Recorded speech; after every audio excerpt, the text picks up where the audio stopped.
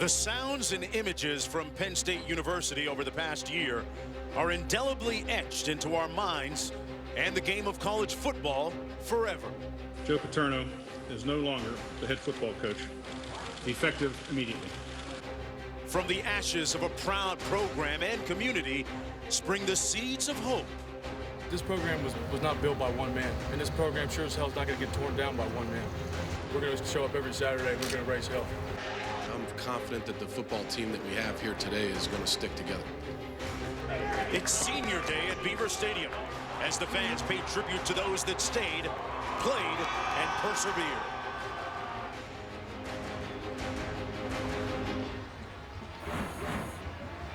Welcome everyone to Beaver Stadium.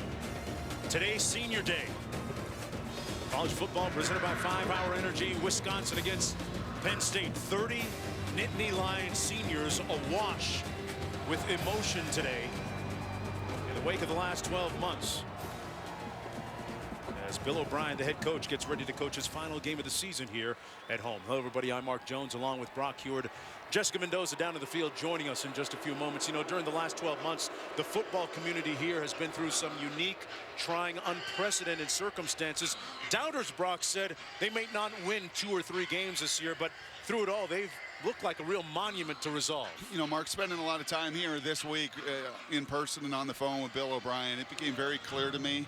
You can question maybe some of the decisions around here over the last 9 months. You can't question that they got the exact right guy to lead this team. Bill O'Brien's a no-nonsense guy, and he told us this week, I met 30 no-nonsense seniors that had been through it, that had experienced things that none of us had ever seen in college football. The perfect pairing of a head coach and a group of young men have persevered this season, and you're right, led to success that I don't think anybody saw coming.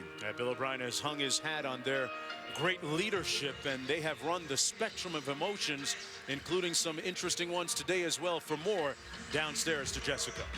Well, Mark, Bill O'Brien told me earlier today his main focus this week was how to channel the emotions of the most emotional senior class in the history of Penn State football. His idea, put number 42 on the helmet of every player, the number of their senior linebacker leader, Michael Motti, a senior who had a season-ending knee injury last week, and he said, I spoke to Michael Motti right before the game, and he told me his message, remember the first game of this season. We lost to Ohio because we were so emotional.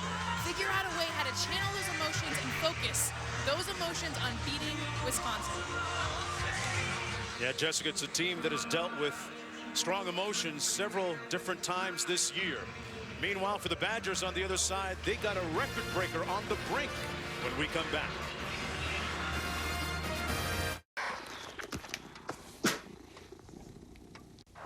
This is perfect.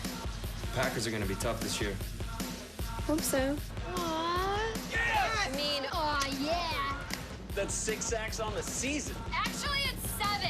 Even better, baby! With NFL Mobile from Verizon, no one will know the game better than you. Hey, Matthew! Well, almost no one. Get coverage of every NFL game, NFL Network, and NFL Red Zone for only $5 a month. Only on Verizon.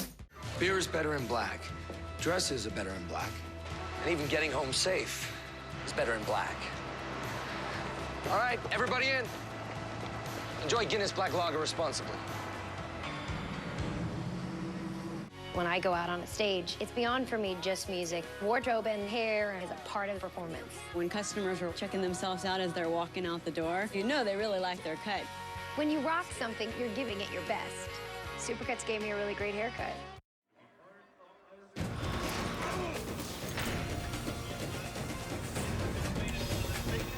Welcome back, everyone, to Beaver Stadium. College football on ESPN, presented by 5 Hour Energy. Wisconsin taking on Penn State for the 16th time. Keep an eye on number 28 today in the white and red uniform for the Badgers. Monte Ball on the cusp of setting an NCAA record for rushing touchdowns.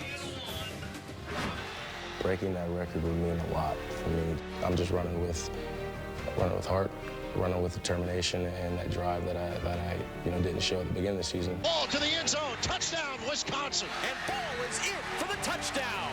Monte Ball, touchdown, Badgers. 78 career touchdowns in all, not just rushing. And one more, and he'll surpass Travis Prentice from Miami, Ohio. He had an opportunity last week, Ball did, but fumbled in the shadows of the goalposts against Ohio State. Right now poised and ready for atonement. And more than that, a win against Penn State to close out the season before they move on to play in the Big Ten championship game next week against Nebraska. We're set for the opening kickoff. Penn State will kick off. Wisconsin will receive. Enzel Doe is back deep, along with James White. And get ready to see a lot of Monte ball and a lot of run out of these Badgers on what is a brisk, very windy afternoon with swirling winds.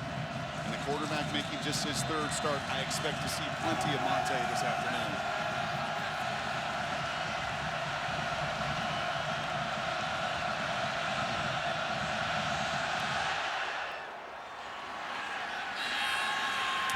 This is Doe at the 4. And Doe hit hard at the 27-yard line by Stephon Morris, one of those 30 seniors, starting DB, playing his final home game. Well, the starting quarterback for the Wisconsin Badgers, Kurt Phillips, making just his third start. Last week played well, albeit in a loss against Ohio State, completing 56% of his passes, 2 touchdowns against no interceptions. He's the third different starting quarterback that Wisconsin has had this season. First down and 10. Monte Ball, the single back in the backfield. Abradaris in motion.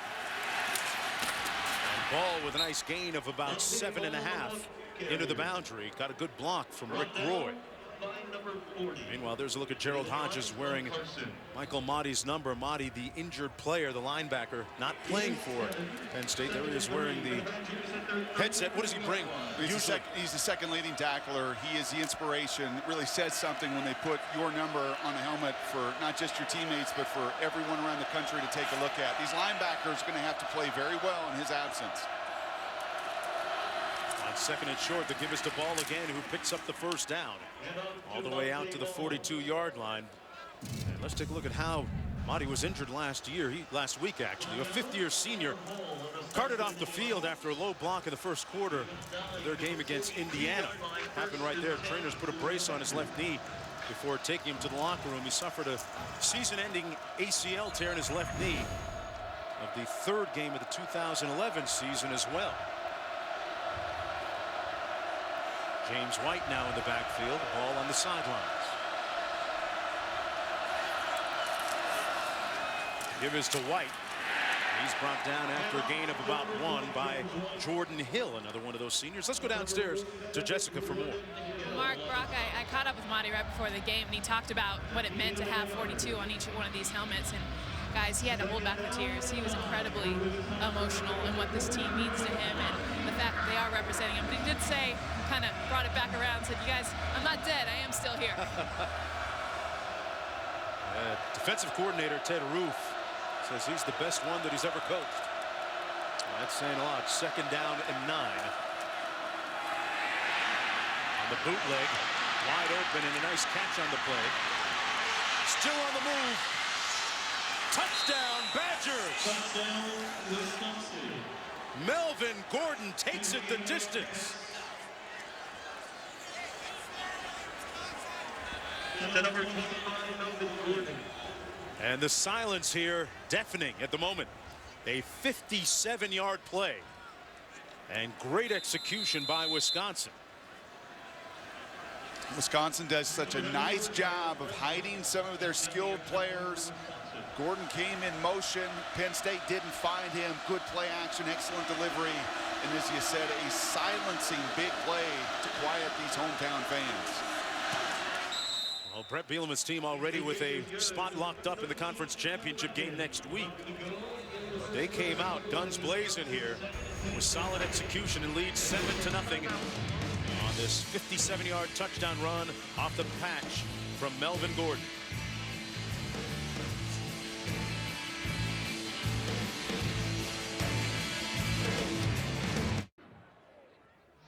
Visit WatchESPN.com or download the Watch ESPN app to watch ESPN live anytime, anywhere. Brought to you by Vizio.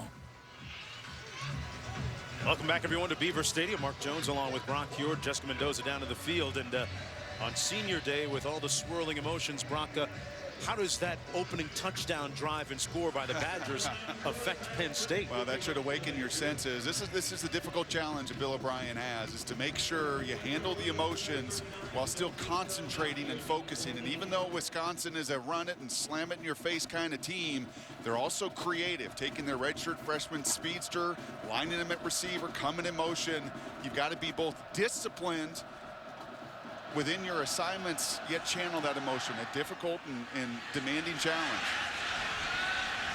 It comes down to 11-yard line. Trevor Williams on the return up to about the 23, where it'll be first down and 10 for this week's Big Ten Conference Player of the Week, Matt McGloin. What a fantastic season he has had, Mark. 61%, a different quarterback from a season ago. 23 touchdown passes against just 5 interceptions. Threw for almost 400 yards last week in their win against Indiana. First down and 10 from the 22.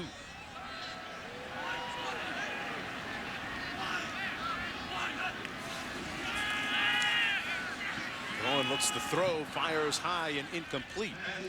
Intended for Matt Lehman. Maybe second down and 10. Unfortunately for Bill O'Brien, I said in the open, you paired together some really tough seniors with a tough-minded head coach. Unfortunately for him, he got a high IQ quarterback in Matt McGloin, a fifth-year senior that can handle everything that O'Brien wants to do week to week in their matchups. Doing a nice job of learning the nuances of this offense that O'Brien brought from New England, and a nice run by Zach Swinick out beyond the 30, close to the first down at the 31, got about 9. Sets up a third down and 1. Tempo going to be a key buzzword for them, right? It sure is. And as you see, that first half touchdown, the only one Penn State gave up in the first quarter all season long. Swinick going to be stopped up right around that first down marker. The spot is going to be beyond the first down marker, and they'll move the chains. Now, this is a very stout front seven, Wisconsin defensively, one of the better rush defenses in America, one of the more physical crews that Bill O'Brien has played against. You can just see the size, 670 pounds between those two D tackles inside, and getting any run sets up what this group does best, their play action pass. Here's Winnack out to the 38-yard line. Armstrong making the stop on the gain of 6. Let's take a look at today's impact players, brought to you by Longhorn Steakhouse. Keep an eye on Robinson outside. He's their go-to receiver, 6'3", likes the high point. Zwinnack is downhill, no nonsense. Hill and Hodges in that front seven for Penn State defensively. Not a great opening series. They're their two best players and most productive in the front seven. And that pass incomplete by McGloin. Intended for Lehman again. How tough is it, Brock, when you have a new offensive system come in, and how quick is it to pick up? Well, especially a pro-style one with all of the checks, with all of the work at the line of scrimmage and protections and play calls. It can be very challenging. But as I said, a high IQ fifth-year senior that wanted it. He wanted the challenge, and he stepped up this season and had a brilliant year. Third down and 4.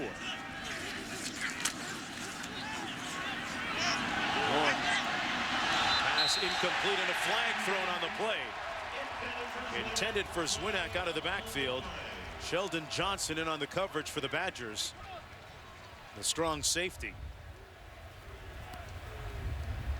Tell you, it is windy down there. You see the flags blowing, and passing the ball going to be very tricky today. And remember the rule in the college game. There's no real face guarding. Pass interference. Defense number 10. 15-yard penalty. Automatic first down. However, if that contact impedes the offensive player from going and getting it, you're going to draw that flag from those referees. So not necessarily just the face guarding, but that early contact, not allowing Zwinnack a chance to get back to the ball. That draws the penalty and moves the chains.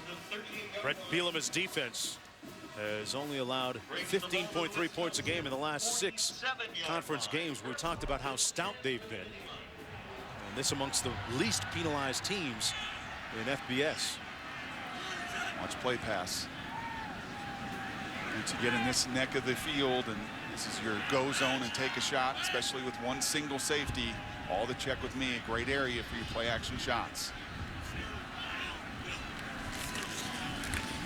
Zwinak between the tackles. Down to the 43-yard line. Ethan Armstrong there to make the stop for the Badgers, along with David Gilbert. Picked up about 3 on the play. Watch down and 7. Armstrong today is going to have to fill in. We talk about the loss of Nadi on the other side for Penn State. Wisconsin without their best defensive player. Chris Borland, their middle linebacker, will not play today, so Armstrong going to slide in and play the middle. McGloin slipped. Got it to Zwinak on the screen. And he makes it down to the 39-yard line, sets up a 3rd down and about 2. Landish making the stop on the gain of 5. This offense is pretty multiple, isn't it, of Penn State? Lots of formations, many personnel groups, lots on the quarterback to handle. Think Tom Brady and all of his check with me. And as the season's evolved, O'Brien's trusted McGloin more and more to handle that dense playbook. Allen Robinson is top receiver, but they're going to run it this time. Zwinak will get the 1st down at the 34-yard line. Got about 5 on the play. He's the leading rusher for them coming in with 821 yards, averaging almost 5 yards a pop. #1 fullback recruit in America coming out of high school. Really little used the first 2 years, just a couple carries, and this year 5 100-yard games, as you've seen early in this drive. No nonsense, north and south. There's the play action. Underneath and incomplete at the 30-yard line, broken up by Landish and Taylor. Intended for Zwinak. Zwinak has a little bit of a hot hand. He ran for a career-high 135 yards last week in the win against Indiana. There's a look at Borland on the sidelines.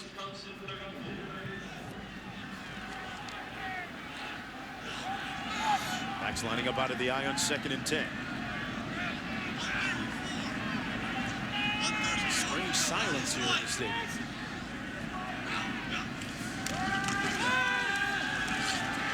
Given plenty of time. Nobody open downfield, and finally finds his receiver at the 29-yard line. That's Gary Gilliam picking up 5. Run down by number 24, Sheldon Johnson. 3rd down coming up. There's a look at Borland. Leads the team in sacks. Arguably the hardest hitter on that Wisconsin defense. He's fortunately not in uniform. And he's battling a hamstring that kept him out a week ago. And remember, these Badgers going to be playing in that Big Ten championship against Nebraska next weekend. They need their best player defensively to be healthy for that one. 3rd and 5, the 11th play of the drive. One caught. And down to the 17-yard line. Jesse James, the tall target, at all of 6'7". What an awesome job by McGloin. He wanted to go the other way and come back to the quick screen. Instead, he retreats, he buys time. And as you said, you have a 6'7" tight end. Go up and let him get it. Zwinak now on the right side of that offensive line behind Farrell and Herschel. Got about 3 on the play. It'll be 2nd down and 7.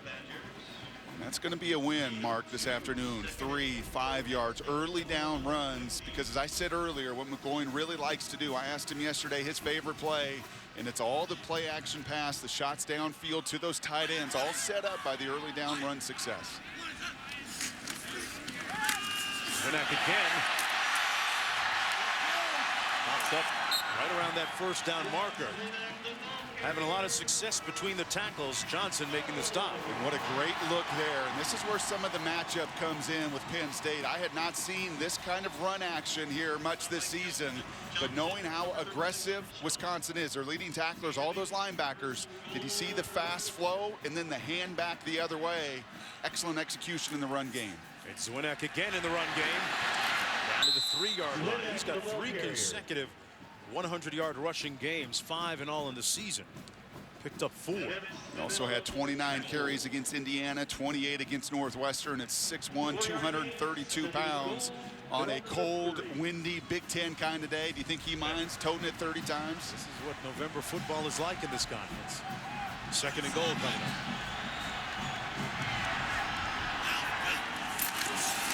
Zwinak gets it again.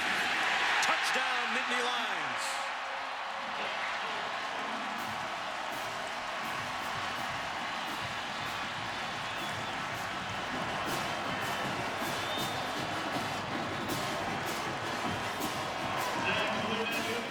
So Penn State answers Wisconsin's opening salvo with one of their own. You asked me earlier, how do you handle some of the emotion? The easiest way to do it offensively is exactly what they executed on that drive. Go hit your opponent in the mouth, keep it simple, run right at them. And that's a good omen for a Penn State team built on run and play pass. The extra point good. An impressive opening drive, mostly done on the ground with Zach Swinnett. Tied at 7 when we come back to State College, PA.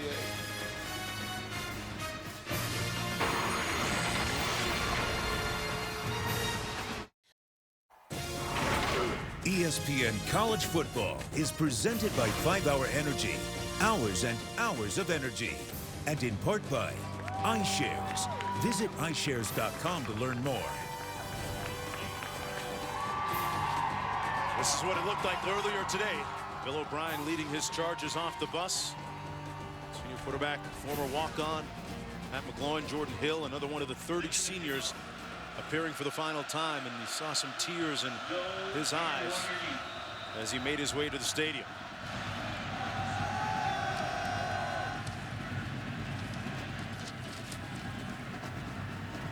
Pretty good answer in that scoring drive, 15 plays.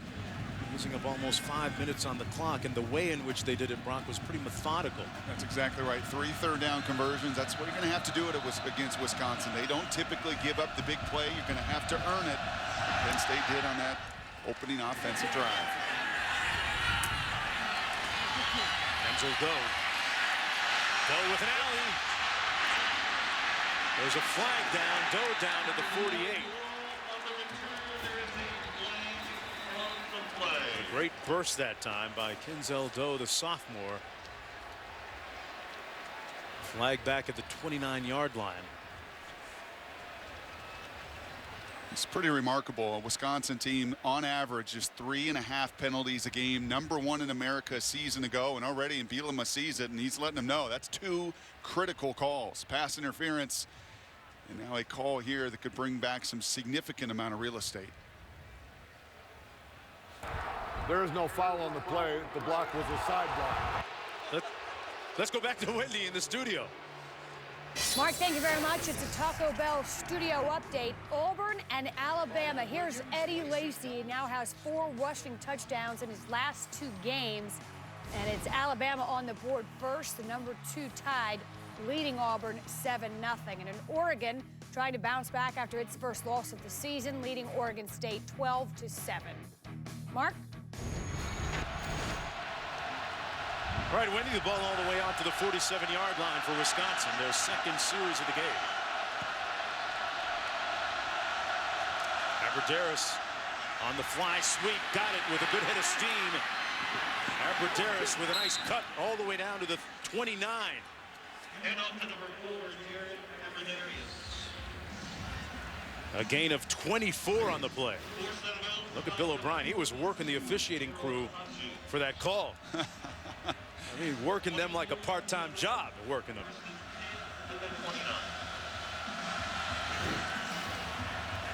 He was giving it to everybody. First down and 10. Monte Ball in the backfield. A lot of focus on Monte Ball. So what does Wisconsin do wisely? Gets the perimeter. 2 big plays here in the first quarter. Tossed the ball into the boundary. Got those shoulders squared a little bit, picked up about 6. Remember, his next touchdown will set a new NCAA record for career touchdowns, 79. 5 yards on the run. Elite players have an impact on a game, not only when they get the touches themselves and break records, but when that defense is so focused in. And watching the walkthrough yesterday and the attention to detail of knowing where 28 is, well, it's opened the door for Gordon's 70-yard touchdown reception, for Aberderis on the end around, making everyone around you better. That's what the elite ones do. 2nd and 5. Patterson in motion. There's Ball. Got the first down at the 17-yard line. You think about 2 years ago when he didn't start, didn't get much run, as his mom watches there all bundled up. She looks cold. He's gotten the support of Melissa, his mom, and his dad, Monte Sr. 2 years ago when he didn't play against Ohio State, he thought about, you know, maybe I should play linebacker. Called his dad and said, "Are you serious, son? You're a tailback, man. Stick with it." Go out and lose 25 pounds, get in the best shape of your life, and run away with this job. That's exactly what he did. First down and 10. The toss to Ball. Got a great block on the edge. Ball. Touchdown, Wisconsin. Derek Watt turned him loose with a great block for the touchdown. And just like that, the Badgers take the lead again. And you just witnessed college football history, the best of all time. Mom is cold and bundled up. She knows there may be 2 or 3 more of those coming the way that Wisconsin's running it right now. He's keeping that game ball, too. That is classic Badger football. Get those big fellas out in front. In the fullback, Derek Watt, the redshirt freshman, JJ's little brother, cutting down the perimeter play. And that's much too easy for the Badgers. A new NCAA record with his 79th career touchdown. The extra point good. And you get a sneaky feeling, folks, that meter's not going to stop at 79. Plenty of football left here and next week for the Badgers. Stayed in bounds. And the record belongs to number 28.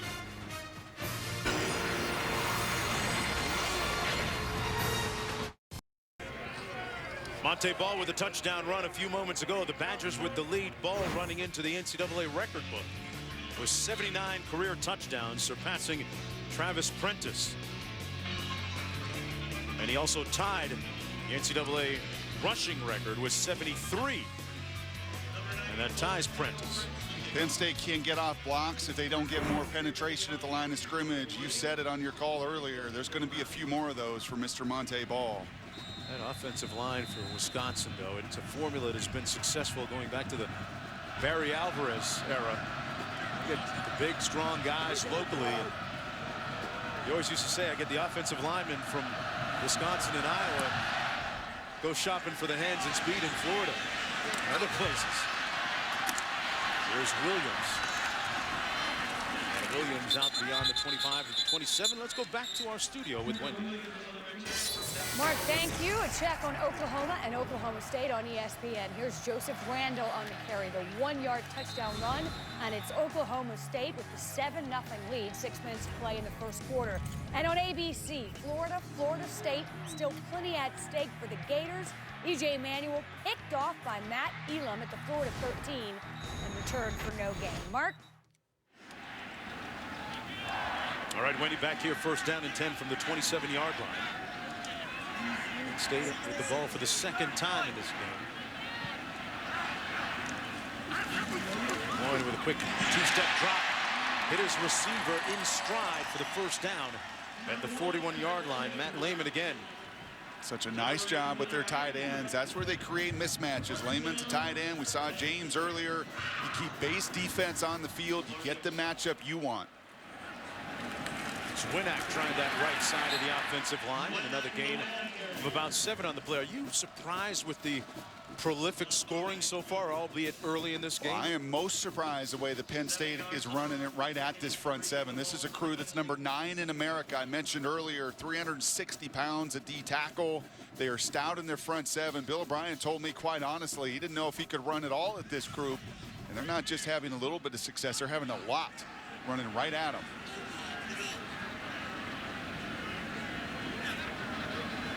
Second and 3. Got a healthy rushing average so far by the Nittany Lions. Play clock down to 2.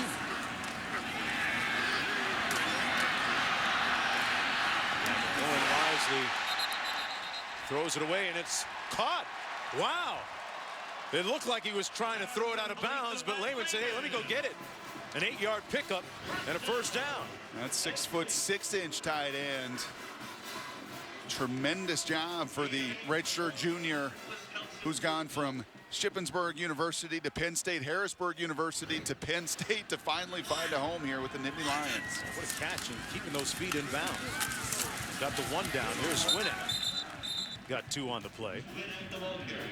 Second down and 3. This quarterbacking situation has been interesting for Penn State. When you look at McGloin, started as a walk-on, and his leadership deserves a lot of the credit for this offensive success they've had this year. His improved mechanics. Three quarterbacks battle for the job earlier, and Bill O'Brien told us a great anecdote about how he realized McGloin was the one. We'll tell you that on the other side of this play. 2nd and 7. Swinak again stopped up at about the 40. During 3-a-days in the spring, or 2-a-days, pardon me, 3 quarterbacks battling for the position. He was sitting them down and quizzing them. He said, guys, I want you to draw up Guns Trip R634 Sneak. Brock, it's a play that you know well, I'm sure. He said McGloin went right up to the board and was the first one to map it out and draw the intricacies of the play. And that was the tipping point, the moment that he knew that that was his guy. 3rd down and 7. We looking at 4-down territory, Brian? I think you may. Some of the struggles that Penn State has had in the special teams game. Going a little high and incomplete, but there's a flag down. Intended for Trevor Williams. Good pressure up front by Mike Taylor.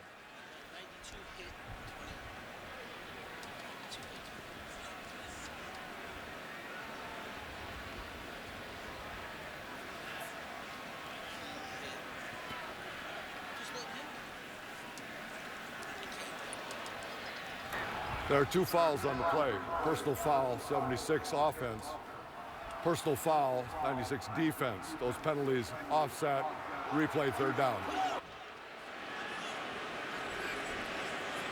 Both respective head coaches looking a little perplexed on the sidelines.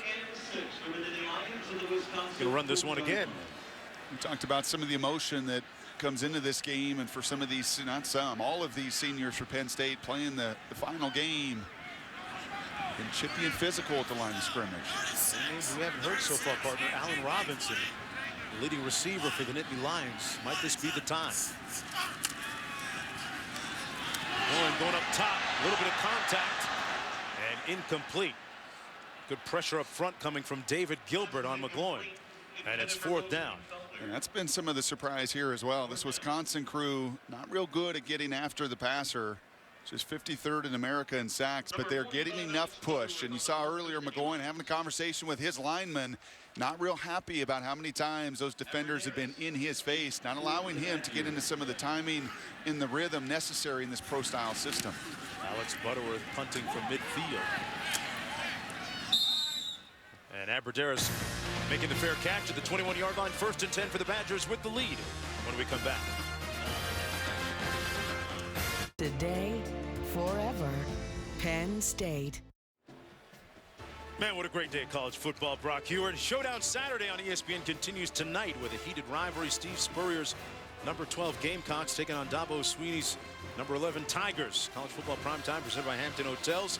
South Carolina, Clemson at 7 Eastern, part of Showdown Saturday on ESPN and also live on WatchESPN.com. Head back to the hotel, grab a little bite to eat. Sit down, watch those games tonight, huh? Notre Dame, USC as well. 1st down and 10. James White in the backfield now. Little ace formation, 2 tights and 2 wideouts. White gets the call, and he's brought down right near the line of scrimmage. Interesting that just a couple of years ago, James White wasn't the guy in the backfield. It wasn't Monte Bald. It was James White, the freshman of the year in the Big Ten. So in the last drive, you called out McGloin's favorite play. This drive, you're calling ace 2 tight ends. I mean, you were in the book this week, I used to hang out with Dick Vermeil a lot doing the college football. 2nd down and 10. Of course, I picked up so much stuff with those film sessions with you this year as well.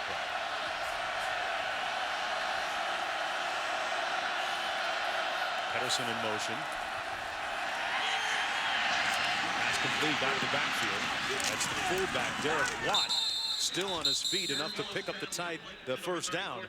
Just beyond the 30, picked up 11 on the play. Hey, what does it say about Kurt Phillips that he's kind of played it right down the middle of the highway right now, pretty well, too? Well, it says he fits this system really well. 5th-year senior, 3 ACL surgeries, story well documented, but he can come in here and he can operate. It's not a pro-style system with all the checks and everything McGloin's got to do, but it's a lot of run, and then it's being efficient in that play-action pass, and he's good on the move.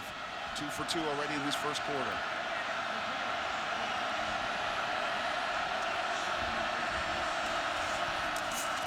Fake the fly sweep. Give it to White. White picks up about 3 on the play. Mike Hull making the stop. Number 43, Mike Hull. It's pretty remarkable. All season long, that's 11 games, 2 field goals was all this group had given up defensively. And right now, Wisconsin having their way.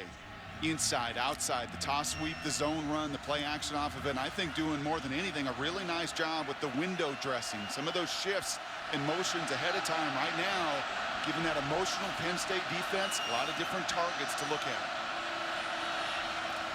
2nd and 6. Incomplete. Abradaris had him hit it in the hands and couldn't hang on to it.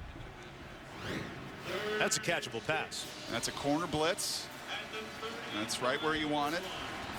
That's a receiver and a quarterback being on the same page. Into the sidelines. You see the corner blitz. You just got to finish that. And Abradaris, leading receiver by a long ways. Usually sure-handed on the other end. It's a big play for Penn State's defense, and this crowd knows it. Monte Ball back in the game. Little pressure coming on defense. O'Brien had time and fires incomplete. Intended for Pedersen, and it's 4th down, they'll punt. And I love the call. Ted Roof said enough's enough. I'm going to be the aggressor here and bring the inside linebackers. Ball steps up. He does his job. Unfortunate maybe on the back end with some early contact there by Mike Hull. Did not get the call on the tight end Pedersen, and most importantly for Penn State to find a way to get off the field defensively. Drew Meyer's going to punt for Wisconsin. If you can just find early down success, that will be the key here all late afternoon in Pennsylvania for the Nittany Lions. Find a way to get Wisconsin into 3rd and passing situations, and conversely for Wisconsin, those 2 touchdown drives, they saw very little 3rd down on action in those early downs. That run game can be the story here in the narrative throughout. First punt of the day for Drew Meyer, the Badgers. A spiral going all the way down to the 21-yard line. Evan Lewis is brought down immediately after the 43-yard punt.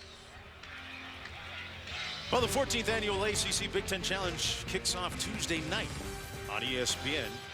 7:30, number 16 NC State taking on number 4 Michigan. Then at 9:30, North Carolina and Indiana square off for the first time since 2004. The ACC Big Ten Challenge presented by Dick's Sporting Goods. NC State, Michigan at 7:30, and then North Carolina, Indiana.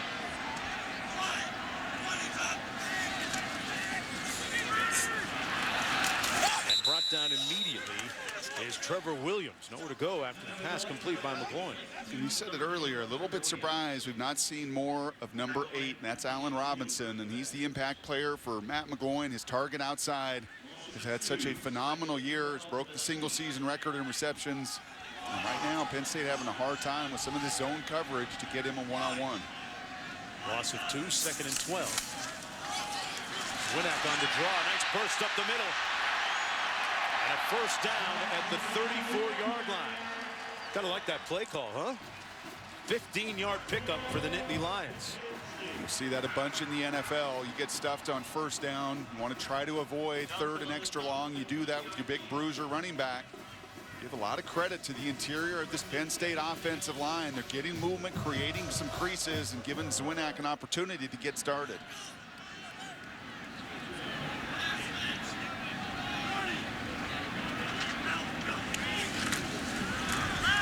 Gets them into the right play.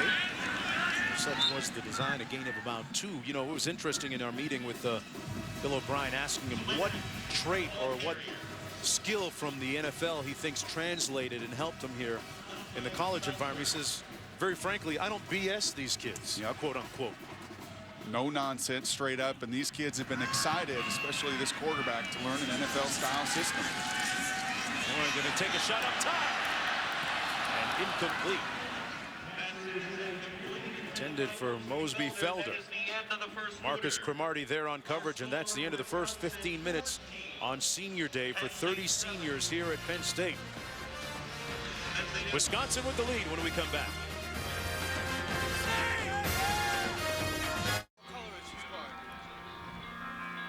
Cloudy skies, overcast, and a chilly day here in State College, PA, University Park, pardon me, 14-7. Wisconsin with the lead. I'm Mark Jones along with Brock Ewart and Jessica Mendoza down in the field. 3rd down and 7 for Penn State. Let's see if they can free up their go-to guy here. Wisconsin doing a nice job keeping an eye on Mr. Robinson. Right here. Well, given time, finds his target for the first down at the 47-yard line. Mosby Felder came right back to him, and this time able to connect. One of the differences there on the first drive, 3 for 3 on 3rd down. The last drive, too much pressure, too much penetration by Wisconsin. A much better job by the group up front, giving McGloin time. If they give him time, more than capable to get through his progressions.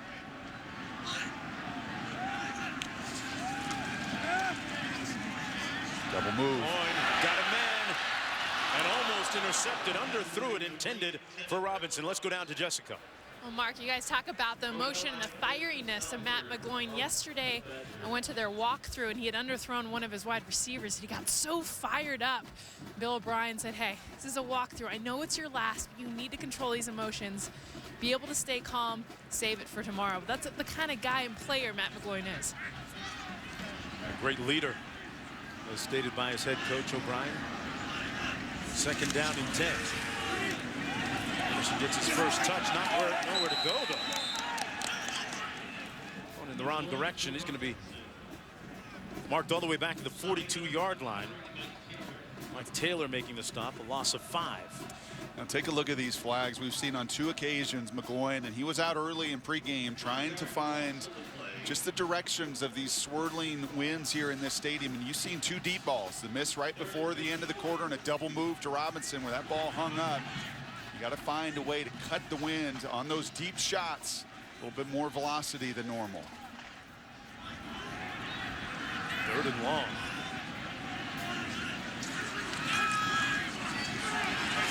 Under a little duress and sacked. Back at the 28-yard line. Brought down by Brendan Kelly. And the Badgers get that offense off the field. And this is a win. If Wisconsin can rush 4 and do that kind of damage, you're going to have very little success. And that's Adam Gress, the redshirt junior right tackle, abused by Kelly. What a nice move. Wisconsin good on 3rd downs. They mix up their zones. They mix up their coverage. And that time getting home with just 4. 3rd sack of the season for Kelly. A high punt. Just dies in the wind. Had a fortuitous roll, though, for Penn State. And you add it all up, and Butterworth with a decent effort of 37 when we come back. I'd say I'm most proud of the senior class. This is a group of guys that have been through a lot here at Penn State, and they've been through a coaching change. They've been through off-the-field things, and they've come out, in my opinion, on top. They've been instrumental in keeping this team together, and they've played very hard this year, and they've practiced hard, and you know, personally, I just am grateful for my relationship with these guys. Bill O'Brien talked about not only the fact that they've endured through some trying, unprecedented circumstances, but they've set the tone and laid a great foundation of doing things a different and a new way here at Penn State. Wisconsin with the ball, 1st down and 10.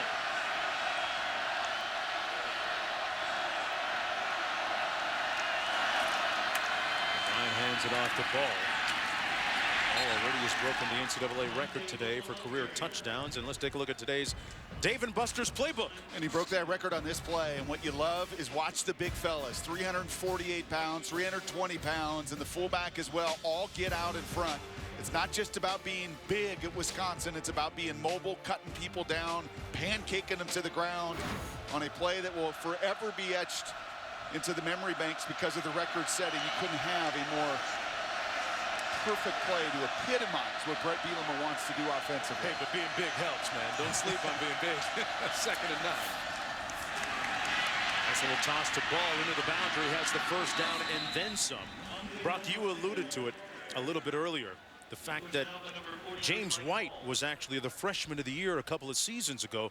The two of them split carries, and then the following year, Ball showed up 25 pounds lighter and won the job outright and went on to rush for almost 2,000 yards last season. 19, 23, and 39 of his record-setting touchdowns a season ago. It's a kid realizing and maximizing his opportunities. 1st and 10. Nice spin move by Ball, and it brought down at the 48-yard line. Glenn Carson making the stop, and if you're into social media, I'm told by Jim Zaroli, our producer, that Monte Ball now trending on Twitter. Yeah, some good backs at Wisconsin. Think about Anthony Davis and Ron Dane. Well, pretty cool that this university can hang its hat, and we'll get into it this afternoon, what Brett Bielema was talking about with recruiting, but they can hang their hat and say, we got the most prolific rusher in the history in Ron Dane and over 7,000 yards, and now the most prolific scorer in Monte Ball as well. On 2nd and 8, toss to Ball. Flag down, and Ball brought down at the 45. Got about 3 on the play. Massaro made the stop for Penn State. Typically, you know, where that flag is thrown, that's going to be a holding on the backside as they're trying to cut, or maybe a chop block trying to hold or cut down that backside pursuit.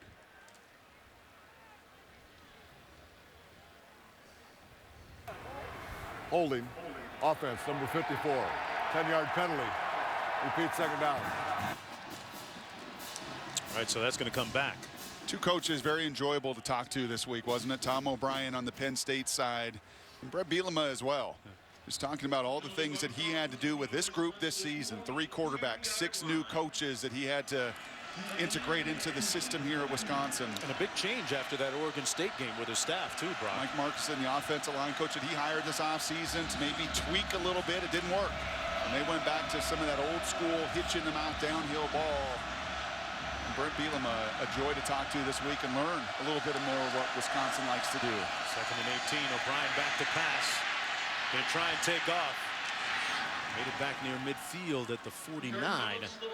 Pete Massaro making the tackle for the Nittany Lions. A gain of 7 on the play. It'll be 3rd down and 11 coming up. What do you like here for the Badgers looking forward? Well, this is where you got to be careful with Phillips. His strength is not going to be just the drop back game, but there's clearly 2 guys Wisconsin looks to in these moments. Abradaris and the tight end Pedersen. They like to usually spread it out and try to create matchups for both of those guys to win. Talking about their 1st and 2nd leading receivers on the team in Abradaris and Pedersen.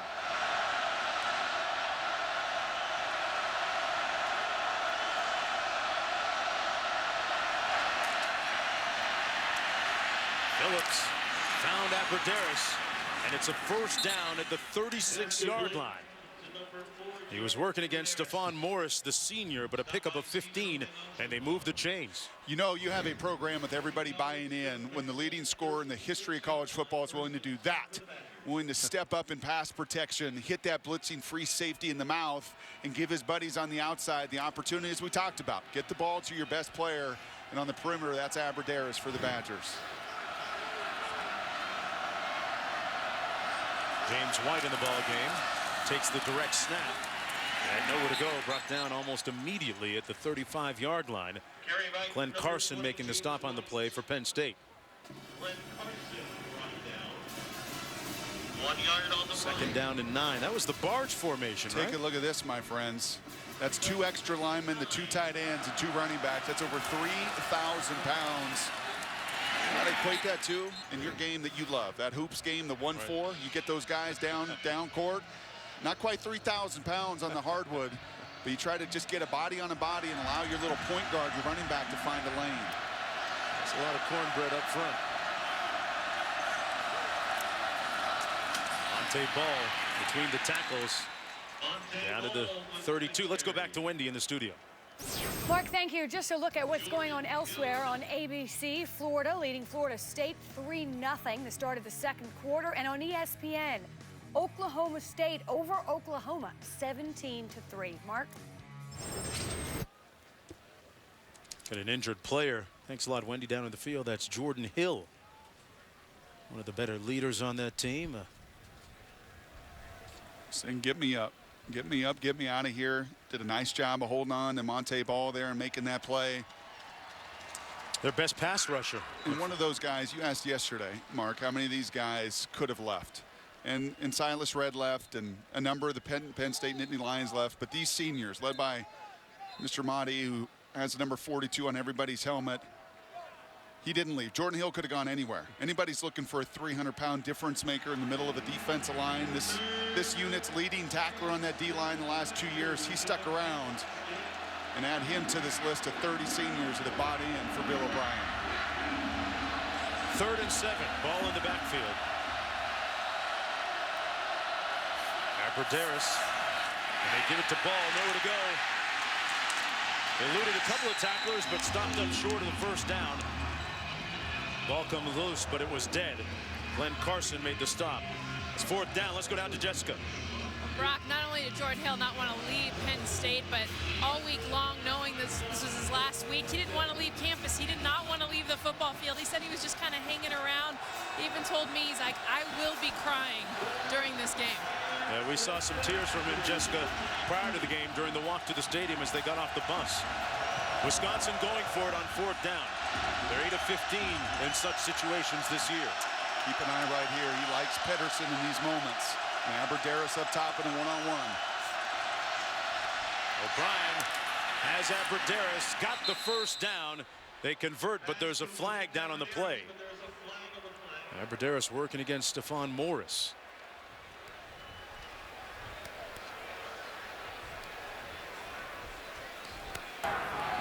Illegal motion. Offense, number 29. 5-yard penalty.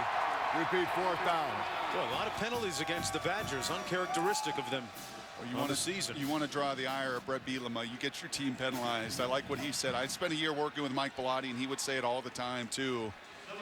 And that is, more teams find a way to lose games than they do really win them. And that is with their own mistakes. That's turnovers, that's penalties. And right now, a couple critical ones, including this one that's now going to force a punt. Punt from Meyer. During that break, you saw Jordan Hill come back onto the field for Penn State. A good sign for the Nittany Lions. 37-yard punt. It'll come back out to the 20. Back after this. ESPN College Football, brought to you by AT&T. Rethink possible. You know, the people at State College have supported this Nittany Lion team all season long and are showing their support in so many different ways around town this weekend. As you drive into town from all directions, north, south, east, west, you see the signs of support. Number 5 in college football, averaging over 90,000 here, a home game, and on today, a very brisk, chilly, windy day. Taking in the finale for 31 pretty special seniors that I think are easy to cheer for, root for, and get behind. It's down in 10.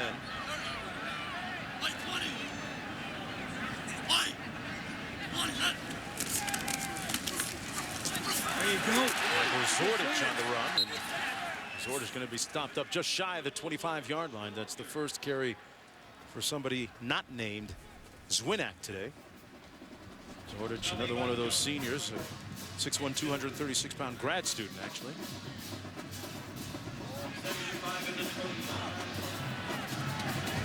Second down and 5. Wisconsin playing a lot of those two safeties, a lot of this check with me centered around those box counts. Zordich again with nowhere to go, stopped up at the line of scrimmage. It'll be 3rd down and about 6 to go. You talk about the two safety looks, the check with me's. Yeah. Who's winning the battle so far in that game of strategy? Well, I think early on you saw Penn State and that ability to run it on that first drive where they possessed it in 15 plays, converted 3rd downs. But right now, Wisconsin finding a way to get off blocks. These linebackers and this defense line pushed around early are winning inside, allowing Wisconsin to do what they want to do. And that's limit the big play with a lot of that safety help. 3rd and 6, McGloin got it off and picked off, intercepted at the 32 by Mike Taylor. Just barely got it off the ground, off his shoe tops. They might take one more look at it. It's going to be close. One more look says, I'm not sure he caught that. I don't think he did either, and I think his reaction kind of says it all, because typically those guys will get up with a play like that and let you know they got it. And for Mr. McGloin, he's got to be patient. He's got to know against this group, you have got to be methodical like that opening Ruling drive. on the previous play was a completed catch. The previous play is under further review. I think the ground made that catch. Taylor did a wonderful job to make it interesting, but I don't see him underneath that ball, and this is going to be a big one for these replay officials to take a look at.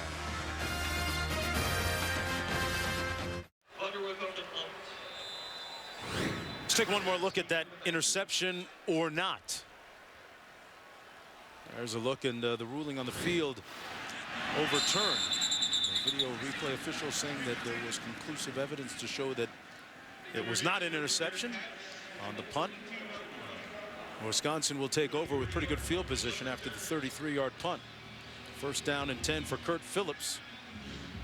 And when you look at the chronology of what Wisconsin has gone through this year, Brock, at the quarterback position, it's been an interesting kind of litany of guys that have been in there. Joel Stave, followed by O'Brien.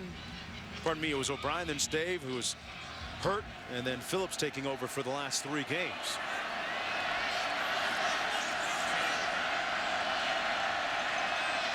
James White in at tailback. Abradaris in motion.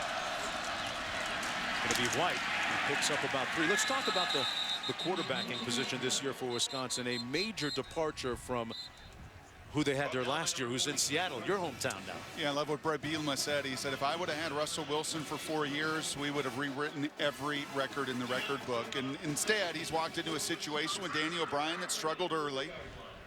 The quarterback that you mentioned there, Mr. Joel Stave, who broke his collarbone, he's out. Now he's on the 3rd stringer. And the only good news, the 3rd stringer knows this program inside and out. 5 years, 3 ACL injuries, is comfortable with the identity of this team, and really speaks to when you hear coaches and programs and you hear them talked about knowing what we are and knowing what that identity is. Kurt Phillips knows the identity. Brett Bielema has built it. And his quarterback has stood in the gap in a very difficult season. 5 Pacific on ABC. I'm going to tell you my favorite showdown between these two teams. Anthony Davis, USC. 6 touchdowns one game. I think it was at either that 70 or 71 game. Went on to play for the Toronto Argonauts back in the day. James White in at tailback. Kurt Phillips under the center.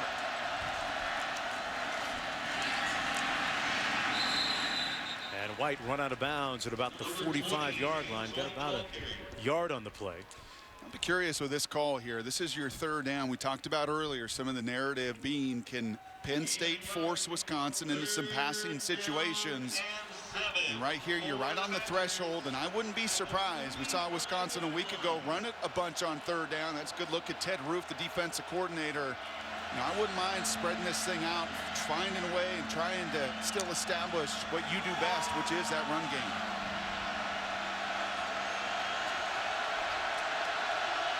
Monte ball to back. Phillips incomplete. It appeared to go right through the hands of Jared Abradaris. And guess who? Good pressure up front by Jordan Hill again. That's exactly right. And Jess talking about how emotional Jordan was going to be and how he didn't want to leave the facility this week. Been a difference maker in the run game early. And watch him in the one-on-one. That's just simply too easy against left guard Ryan Groy. All hands. You get your hands on, no matter how big and strong those Wisconsin linemen are, you get your hands on them first. You get an opportunity to win. Meyer standing at his own 30. Line drive punt. Fair catch called at the 22-yard line.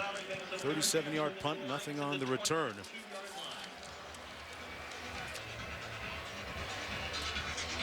Yard punt no return. It'll be 1st and 10 for the Nittany Lions at their 22.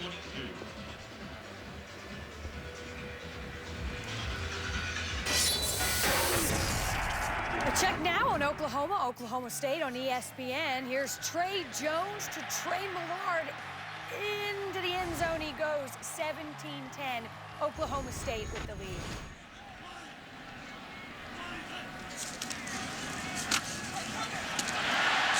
leaping through the hole and makes it out to the 29-yard line.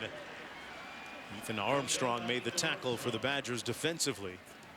Gain of about 7 on the play. 7 yards on the run. Patience is a virtue. Bill O'Brien knows it. Been play calling a long time. But his senior quarterback needs to settle down a little bit and realize against this group, that's how you're going to have to do it. Swinak again. Popped up a little bit short of the first down. It'll be 3rd down and short coming up. Derek Landish made the tackle. What about that conversion? You talked about Swinak being the top-ranked fullback in the country coming out of high school, but the tailback, that sounds a little incongruous, Brock. And he tears the ACL his freshman year, has 3 carries last season.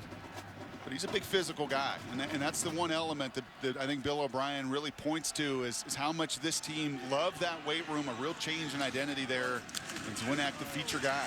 On the counter, and Swinak gets the first down, gaining 3 yards with under 4 minutes to go here in the first half. And I asked Bill O'Brien just point blank when he felt like these kids gained his trust and vice versa. And he said, I'll tell you, right when we came in, we took that whole weight room apart. We brought in a whole new system and weights. And these guys, blue collar, many of them, tough, all of them, really bought in and really started this spring with that kind of investment. Down to 10, McGloin, one of those leaders. Incomplete, in and out of the arms. And there's a flag down on the play.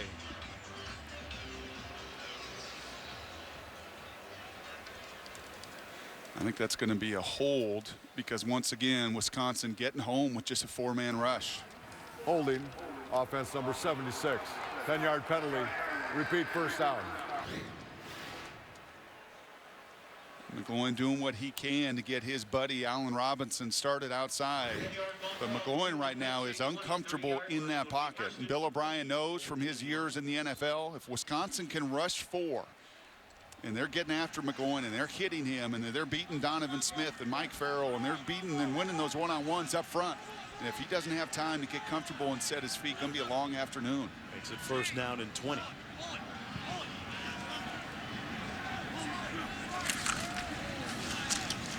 Swinak looking for an alley, picks up about 4. Let's go back to Wendy in the studio. Mark, thank you very much. Florida State on ABC. It's 6-0 Gators when Mike Gillislee takes off. He'll plow his way into the end zone, and now it's 13-0 Florida. 5 minutes to play in the first half. All right, Wendy back here, 2nd and 16, under 3 minutes to go in the first half.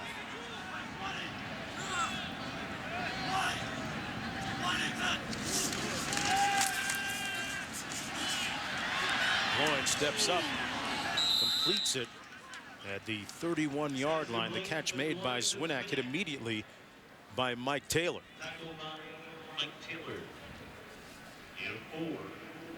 Both these teams had impressive opening drives, and then after Wisconsin's second one, the scoring drought began. Neither team has scored since that time.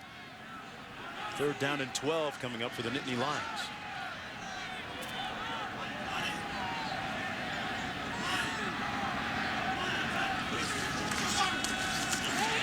Little heat off the edge. McGloin escapes Gilbert. And incomplete at the 43-yard line intended for Robinson. And it's 4th down. They'll have to punt. Devin Smith thought that he might have had an interception there for a second. And Gilbert kicking himself there. That had moved him past his buddy Borland to be the leading sacker for the Badgers. He's 2nd on the year. But been a difficult first half. It's not the way it was scripted or game planned for Matt McGloin, but he's got to realize, looking at that scoreboard, they will get the ball to start the second half. Root on that defense, hope to go in down just 7. 4th punt of the day for Butterworth. And he gets a nice roll. It's going to carry all the way down to the 22-yard line. With 1:54 to go, a 47-yard punt. You know, we were talking about some of the moments, Brock, with Coach Bill O'Brien. And sometimes you have those moments of clarity. And he told us that one of the epiphanies he had early was back in February when he first got there, one of the early winter workouts out in the cold. It was a little much colder than it is right now, frankly. He said he had 100% attendance, and that was a good sign for the future that guys were going to buy in. The guys that decided to stay were going to give it all. Well, with everything that was going on off the field, I'm going to guess, Mark, that football was the safe place for many of these kids to get back to work and get back to what they know. Monte Ball. And a host of blockers out in front of him. And picks up the first down at the 37-yard line. Hodges finally making the stop. And speaking of getting back to what you know, Wisconsin knows how to run the ball, and I like this. A little more of that perimeter run. We saw success on the touchdown, getting those big guys out front. And even though you don't hit anybody, sometimes just taking up space as you see the center, Frederick, pulling out there, and the patience of ball to allow all that to happen in front, and trust your instincts, trust your playmaking and your speed, move the chains. Phillips sacked back at the 32 by Jordan Hill. An unremitting and unrelenting force in the first half. Number 47. This kid's come to play, hasn't he? Boy, at that size, incredibly agile, huh? His third and a half sack on the season. Ball gets the call. And nowhere to go. That time Hodges again. Hodges wearing Michael Mahdi's number today, that number 42. I think if Penn State did not get the ball to start the second half, well, actually, he is going to take it. That's the right call. I think now you put Wisconsin into a situation to throw it, to take a timeout, get that extra possession if you can. Good move by the head coach. Wendy Nix, what's up? Well, coming up on the Discover Card halftime report, the Ohio State Buckeyes finish off Michigan to remain perfect on the season. We'll look ahead to tonight's showdown with USC Notre Dame and a battle between Florida State. Florida still in the BCS mix. I'm joined by Todd McShay and Robert Smith coming out at the half. And you know where the biggest ratings in America may be tonight. If Florida holds on and beats Florida State, they could be in that Gainesville market because no one will be cheering and rooting more for USC than the Florida Gator fans. Tell you what, that Pac-12 race took a strange turn after Stanford's upset win in Eugene last week. 3rd and 12. Ball going to be stopped up short. And Penn State with 2 timeouts remaining, under a minute to go. Going to use one right here.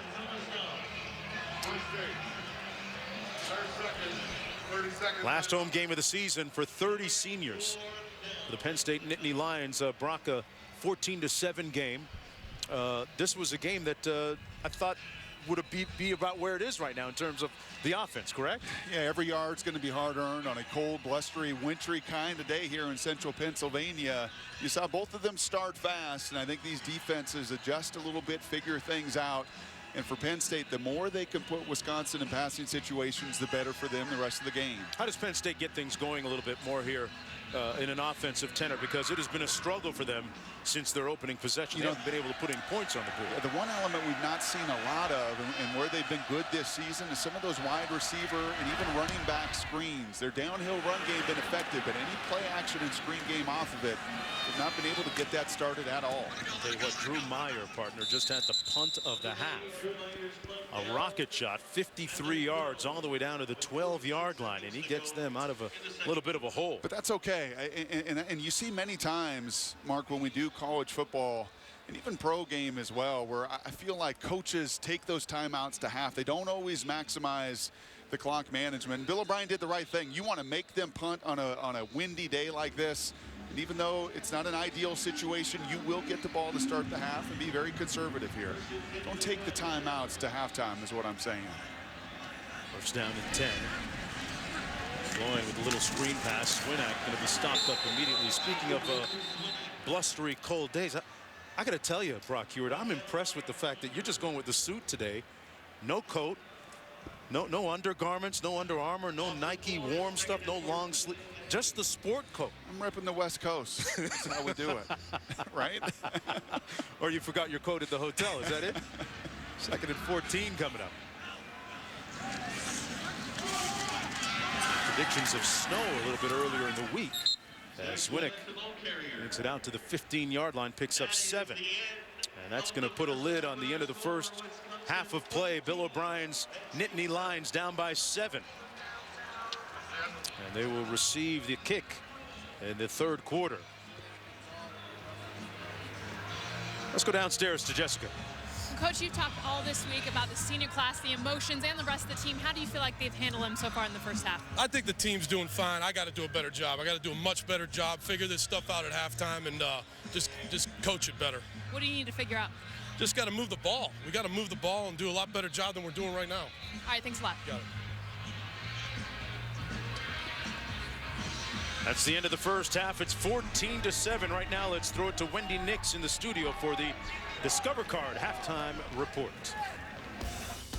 Thank you, Mark. We start with a check on Ohio State and Michigan. Remember, the Buckeyes among...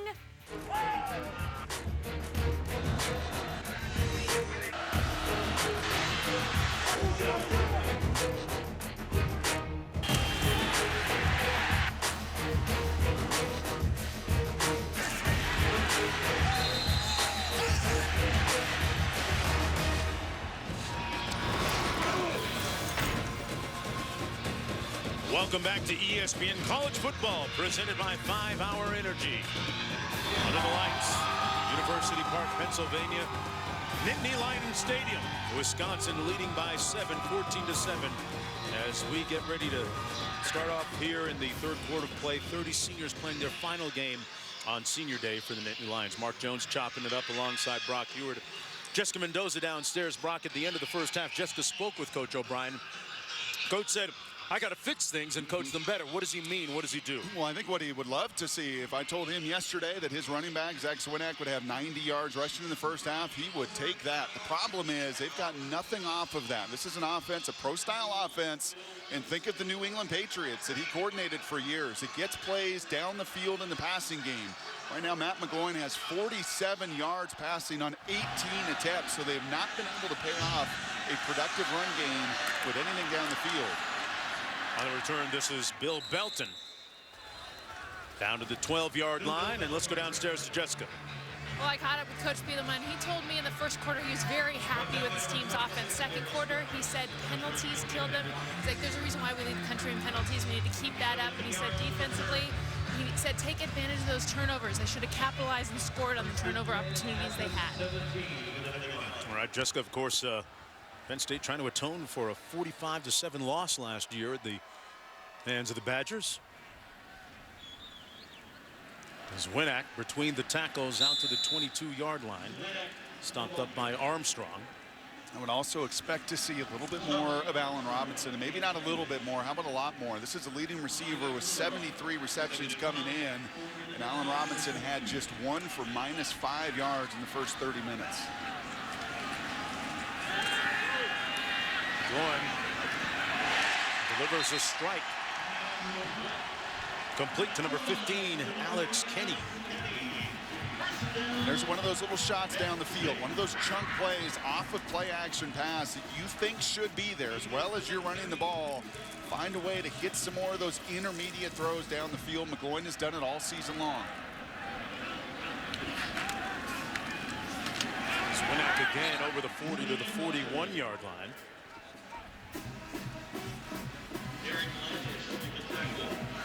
That's a throwback right there, huh? Grass stuck to his elbows. No sleeves. That guy could have played for Penn State in the 30s.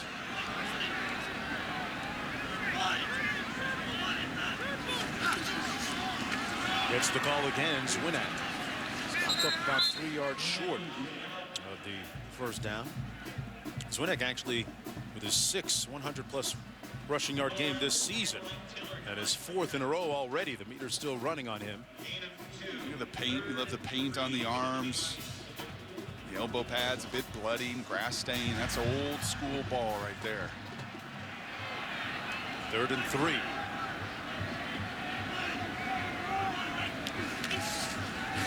Little receiver screen. Here's the guy they need to get it to. Robinson makes a move, got the first down, and out to the 49-yard line, picked up 6. And it's a first down for the Nittany Lions. We've been waiting for that. That's a big part of what they do offensively. We talked about that going into halftime. This kid had 10 for $197 and 3 touchdowns a week ago, and I understand it was Indiana a week ago, but you got to find a way to get your dynamic people offensively the ball in space.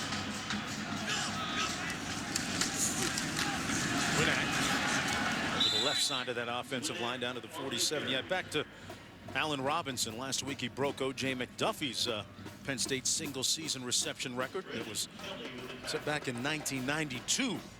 A guy that coaches tell us is great at going up and getting that ball. There's a lot of those battles up in the air. This time they come with a little bootleg action. Caught by Jesse James. James in the open field. First and goal, Penn State.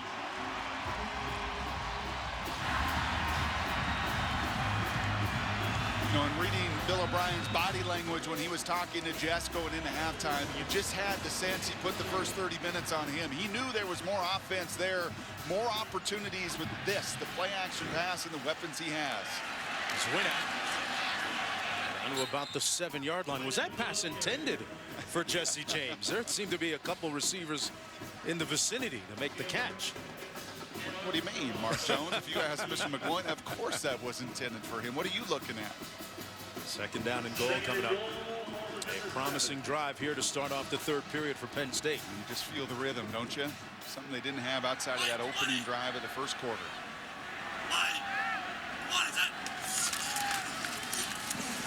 Zwinak, boy, nowhere to go, ran right into a host of tacklers led by Brendan Kelly. And it's third and goal coming up. Are we looking at a situation where they're passing, like Zwinak again, or Robinson, a guy that we just mentioned, good at going up and getting the ball in the end zone? The advantage they have, Mark, is 6'6", 6'6", 6'7" at tight end, and Robinson is a high point guy at 6'3" at the bottom of your screen.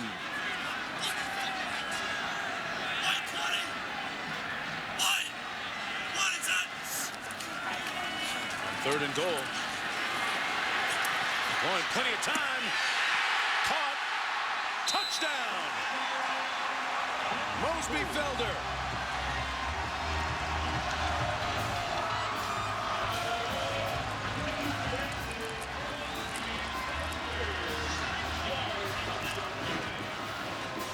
The advantage you have of big receivers and big tight ends is even if they're a little bit covered, and that time Felder did a wonderful job, Mosby Felder, of buying some time. That's good in the NFL. He gets both feet down, but McGloin has done this all season long with his big targets. We saw it at times even in that first half. Give my guys an opportunity, allow them to use their size and their length to their advantage. That's clearly a touchdown. Got both feet down. And if it stands, which we think anyway it should, with that being a preponderance of evidence, would be Matt McGloin's 24th touchdown pass this season, tying the school record of most touchdown passes in a single season, held by Darrell Clark. I love the back judge there. He is right on it. He sees the green between the back of the heels and the end line. And he also does a really nice job of watching all the way through contact with the ground. I think that's what else they're looking at here. The feet are clearly in bounds as he possesses the ball all the way through the reception point and with the ground. Because it's bobbled there. This is not a question of the feet being in bounds. This is a question of possession while he's going to the ground and then regaining and remaining with that possession. And I think this is the look you want to see here, Mark. Feet are in bounds. He does bobble the pass. Does he regain possession while he is in bounds? Well, the ruling on the field was that it's a touchdown. So the evidence must be pretty strong and indisputable. And again, while he is bobbling that ball, that is the question right there, Mark. And that's a different angle we hadn't seen. This was 100% as far as his feet early on. Now you're talking about the bobble and the loss of possession. And while he's losing it, does he regain it? And that may go the other way, to be honest with you. I think that's not a touchdown. I think, unfortunately, that bobble is going to cost him. I think you're right. While he is bobbling the ball, McGloin doesn't like it. But while he is bobbling the ball, if McGloin could see all the replays we're seeing, he would see the same thing. He loses possession, and while he's losing possession there, I don't think his feet are in bounds. This is the version, the angle that really shows him bobbling the ball. This is the one that brings it into question. So does he have it at that point? I don't think he does there. He loses it. And while he is going out, I don't see a foot in bounds. This has to be indisputable because the call on the field was a touchdown. So that official has his back to the bobble. That's exactly so right. He can't see it. He's looking at the feet early on that are a touchdown, but that's not the question. The question is through the reception point. I think he loses control. And ultimately, when he does regain it, it is too late. Tell you what, they're looking at it, this one for a while.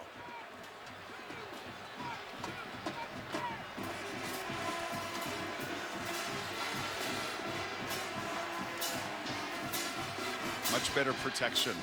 There's a few indicators there that Bill O'Brien likes. Number one, he scripted some play pass that hit. Number two, he challenged his offensive line to protect the four-man rush. A much better job and a continued mix After of further run. review, the receiver did not maintain possession of the ball, and therefore the pass is ruled incomplete. It'll be fourth down. Fourth down. Now, do you go for it? No. Are you okay? No, I don't think from the 6-yard line I do. I think I've got to find a way. With this much time left in this ball game, no, I take my 3 points. You're going to take the points off the board. But that's what I call. And the folks here, they don't get to see it. If you just look originally as we did, that's not the evidence. The evidence was losing possession through the reception. Sam Finken in for this field goal attempt. 11 of 18 on the season. He's turned it around after a very slow start. Early this season, his lack of performance cost them a win against Virginia, but he tacks that one in, and they come closer.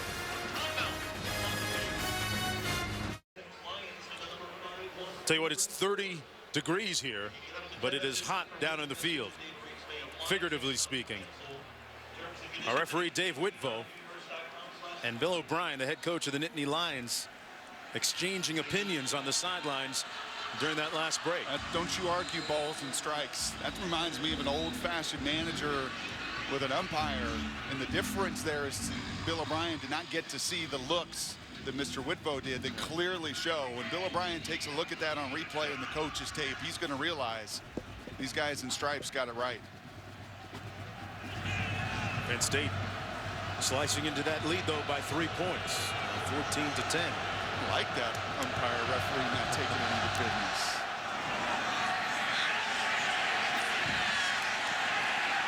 And this one will come out to the 25-yard line.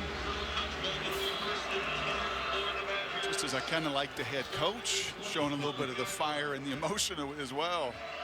Well, Bill O'Brien's had a nice little bit of success here this year when you look back on what they've been through, 5-2 in conference play and 7 wins overall, but there is a little bit of speculation as to his future here at Penn State. He has been a little bit evasive, some feel, about the way he has addressed his questions on whether he'll be back next year. And that, of course, depended on some of the various NFL openings that are due to come open.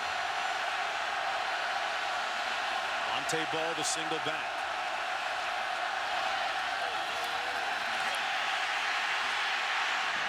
Phillips throws it out of bounds, incomplete. Good pressure by Pete Massaro. Remember, the Badgers a very strong second-half team this year.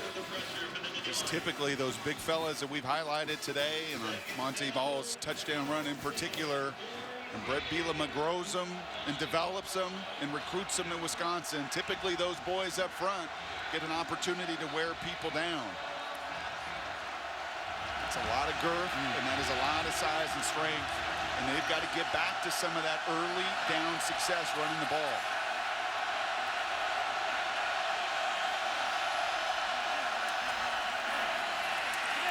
Nice move by Ball, and run out of bounds at about the 31. Gained 6 on the play. A 3rd down and about 4 to go. A nice menu of plays available with that down and distance.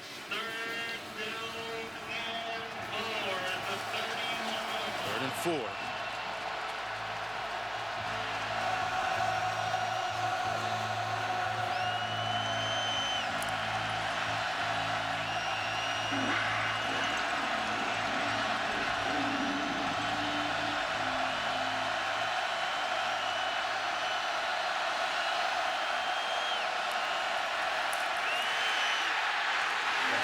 Incomplete. And what you're hearing are the voices of fans that have hung with their team through thick and thin. And watching yet another redshirt senior, 59, Massaro, get in the face of Phillips. And it's been over for Wisconsin. When they've been in those third and have-to-pass situations, it's been all Penn State after that first quarter.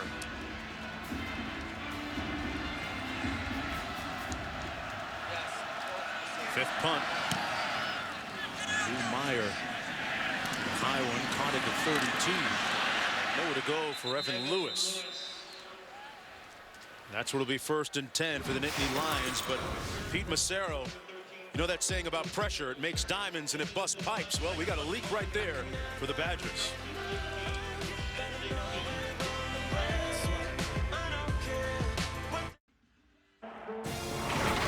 ESPN College Football, brought to you by PlayStation Vita. Experience Call of Duty multiplayer, now in your hands. Rated M for mature. Look at some of the pregame festivities that started a half hour before Senior Day. And the class of 2012, the team of 2012, you know, every other year, all the numbers up there represent either an undefeated team here at Penn State, a conference championship team, or a national championship team. But because of the special nature of this class, this group of players, and what they've endured, they were honored with the unveiling of that 2012 up there earlier today. Something that transcends the numbers and the wins. 1st and 10 for Penn State. Number 28. Warren throws it low for Jesse James, incomplete.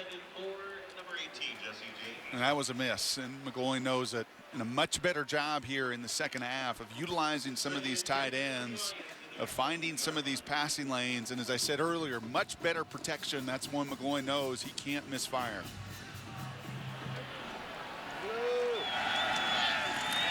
Hands it off to Zwinak this time. Gains about 2. It'll be 3rd down and 8 coming up. You look at some of the tipping points for this season. When we were speaking with Coach O'Brien, he said that after the Virginia loss, we thought we could have played a lot better and left a lot of points on the board. And that Monday, he said, we came back, had a great practice. And that was the beginning of a big turnaround for this Penn State team.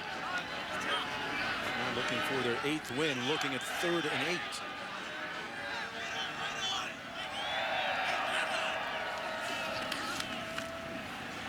Going under duress and sacked back at the 18. Mike Taylor. And you can see the body language there. Matt McGloin knowing that first down miss led to a 3rd down passing situation, and this should be picked up. And Zwinak, usually reliable in pass protection, he just whiffs, something that Monte Ball has not done on the other side. That first down led to a really unfortunate 3rd down and a missed opportunity for Penn State. And Butterworth's punt will roll all the way down just inside the 40-yard line. Well, coverage of Monday Night Football continues on ESPN. 6:30 Eastern Monday Night Countdown served by Applebee's. 8:30 Carolina taking on the Eagles. Carolina against Philadelphia Monday night at 8:30 Eastern on ESPN. And what a story of the quarterbacks in that matchup. Quarterbacks that are having underwhelming seasons. Cam Newton, last year's Rookie of the Year, really struggling. 1st down and 10. And this has got to be run, doesn't it? Phillips hands it off the ball down to the 45. Let's go downstairs to Jessica. Well, Mark, Matt McGloin pretty frustrated, obviously coming in on the side, and they actually punched one of the Gatorade water jugs, knocked the whole thing down, realized that he had to actually pick it back up, put it up, but he yelled at his team, and he said, I had a guy open downfield. You need to protect me. Let's go. Brock, what is it like when your offensive lineman hears that? I mean, well, you they can also rub guys the wrong way sometimes. Yeah, right? They're also going to say, dude, don't throw 1st down into the ground then. You know, it's all about effort and want to. He's a fiery guy. They know that. He's a Scranton, Pennsylvania kid that is tough more than anything. 2nd and 5 on the bootleg. Caught. Aberderis, a great catch. at about the 47-yard line, picked up 2. You know, I said to you earlier here, you get good field possession. Why not just run it 3 times? That is your identity. That's a great catch by Aberderis, who missed one earlier. But if I'm Wisconsin and I'm good in the second half and I got some physical advantages at the point of attack, I think I'm running on 3 downs before I do any of this pass into the winds. Not the strength of this offensive group or their identity. 3rd and 3. Listen to this crowd.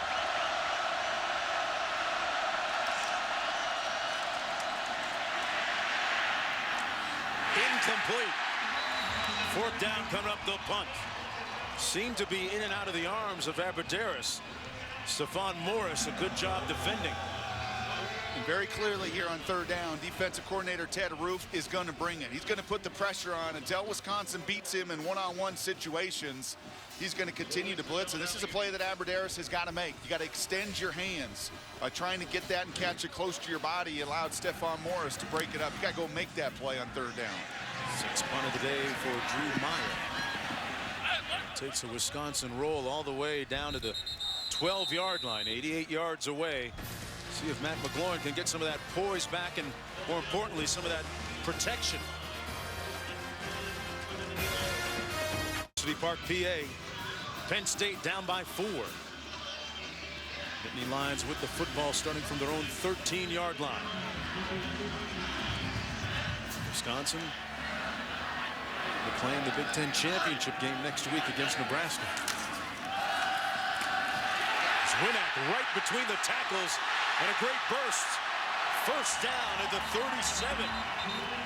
Mike Taylor finally making the stop.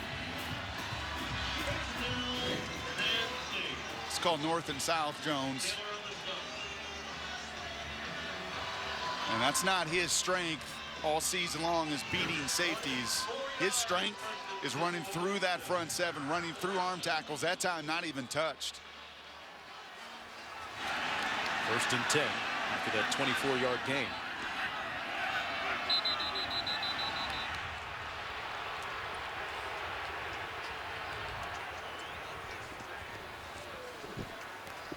I think they're going to take a look at this at the end of that run. Wow. And I can't imagine what Bill O'Brien's going to do. He freaked out after the first one, the touchdown called incomplete.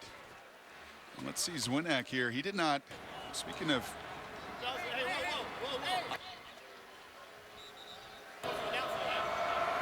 The previous play was ruled, the runner was down. Previous play is under further review. Tell you what, didn't notice much abnormality after that last play. And we've had a number of important plays here. Taylor had the interception earlier that was called an interception that rightfully was reversed. The touchdown reception by Mosby Felder called a touchdown, and I think rightfully reversed. Now this was called down, and Taylor does a great job of getting right after the ball.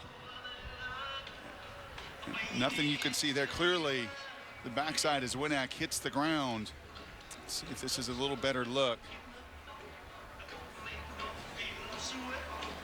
That is a phenomenal effort by the leading tackler, Mike Taylor, as he's ripping the ball out. The question is, does the backside as Winak hit the ground before that ball starts to come out? Boy, that's... You're not going to see it with that look. Let's see here. And I think you're going to once again be covered up. The ruling on the field stands.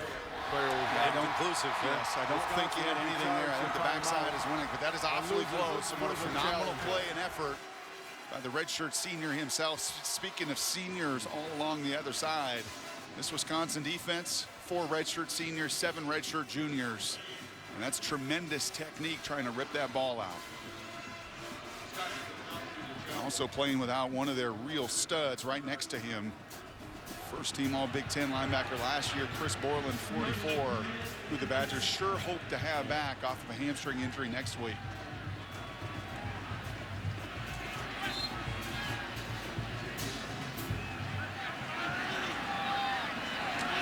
First and 10 from the 37. Warren taking a shot up top. Contact and a flag. Intended for Robinson. And it appeared like he got his feet tied up with Marcus Cromartie. Or maybe it was more than that. Brett Bielema saying that it was over his head. Yeah, McGloin getting greedy there. He's thrown into double coverage. He's fortunate he overthrew that ball.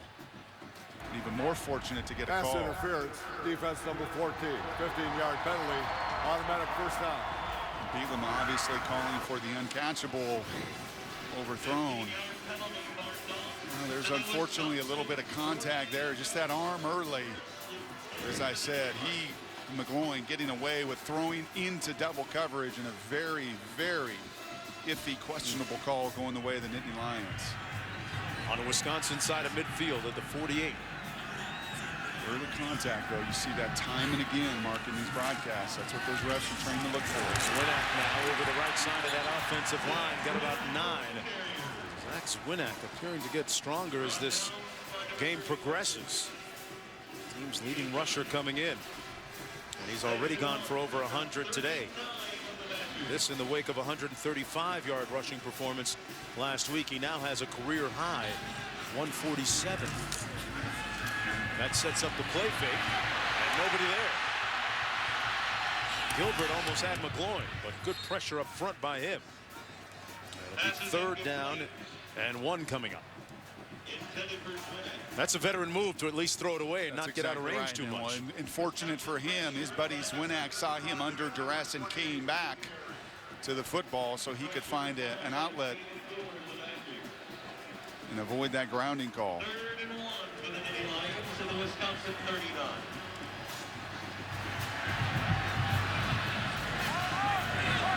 They line up out of the eye. Zwinak gets the call, gets the first down and then some to the 32-yard line. This offensive line has done a really nice job. And a bit surprisingly so against the number 9 rush defense in America. Just take a look at that movement or the lack thereof of penetration from Wisconsin's defensive group. 4 new starters on this Nittany line offensive line from last season. They're giving their big back an opportunity to get started.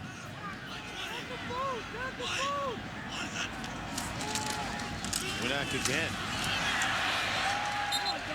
He takes it down inside the 30 to the 29. You know, when you're facing a guy like this, Mark, it is imperative that you make him restart. Meaning what? Meaning in the backfield that you create some penetration so he has to hesitate, because if he's got a full head of steam barreling down at you at 232, well, you can see the kind of output tonight, career high both in rushing and in yards. One of the hardest working men on the field right now, 2nd down and 6. Zordich in for it now.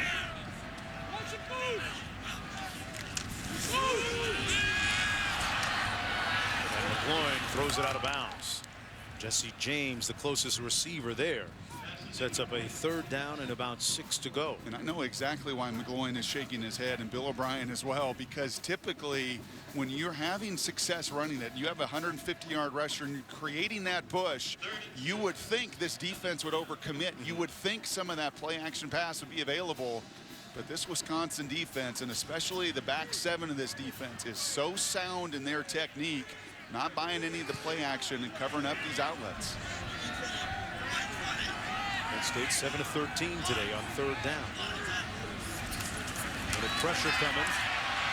McGloin completes it to the 23-yard line. That's going to be a 1st down to Zordich. Working against Mike Taylor out of the backfield. An 8-yard gain and just enough.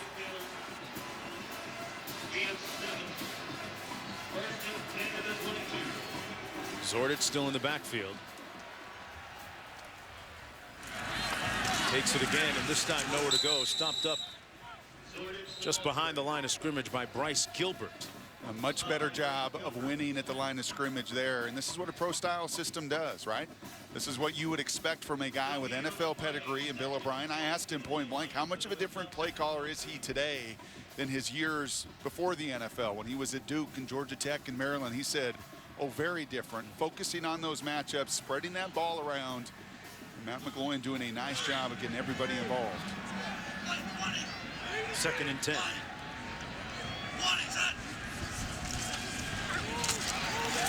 McGloin steps up, completes it to Kenny. And Kenny end up about 3 yards short of the first down. Mike Taylor, a busy guy on defense, on the 7-yard pickup. Approaching 3.5 minutes to go. 3rd and 3. They go quick. Zordich. And he's not going to get enough. Are you looking at a field goal? Let's go first to Jessica downstairs. Mark, we talk about the leadership of Mike Mowdy. He just had the whole defense get up off the bench, away from the heaters, come down to the line of scrimmage and yell. He said, hey, we need to support our offense right now. Let's get off the bench and let him hear us. All right, Jessica, right now they're going to go for it on 4th and 3. Defining moment here coming in the 3rd quarter with 3:03 to go. That's right. Bill O'Brien allowed Matt McGloin to make that last call. He's given his quarterback a whole lot of trust and opportunity, and you could sense McGloin saying, we're going to hurry up to the line of scrimmage and get to that run play. And unfortunately, it didn't work. And I don't mind this, to rethink exactly what you want to do here. Make sure you get to the right call. Otherwise, you're taking 3 almost guaranteed points off the board. Now, Sam Ficken, the place kicker, he's had his well-documented struggles this year when went for 5 against that in that loss against Virginia. Made a nice comeback, has been keeping in touch with some former kickers here at Penn State who have been successful. Are you losing him by not going for the field goal here? I think in this game, you have watched your defense do what to Wisconsin after that first quarter, have a lot of success. I think you got to take these points. I really do. You watched a rivalry game earlier, and you see Ficken now on the field with Michigan go for it early in the second half, and I thought at the time, way too desperate. There's still plenty of ball to play. I like this call better. Get your points on the board. Made one from 23 earlier.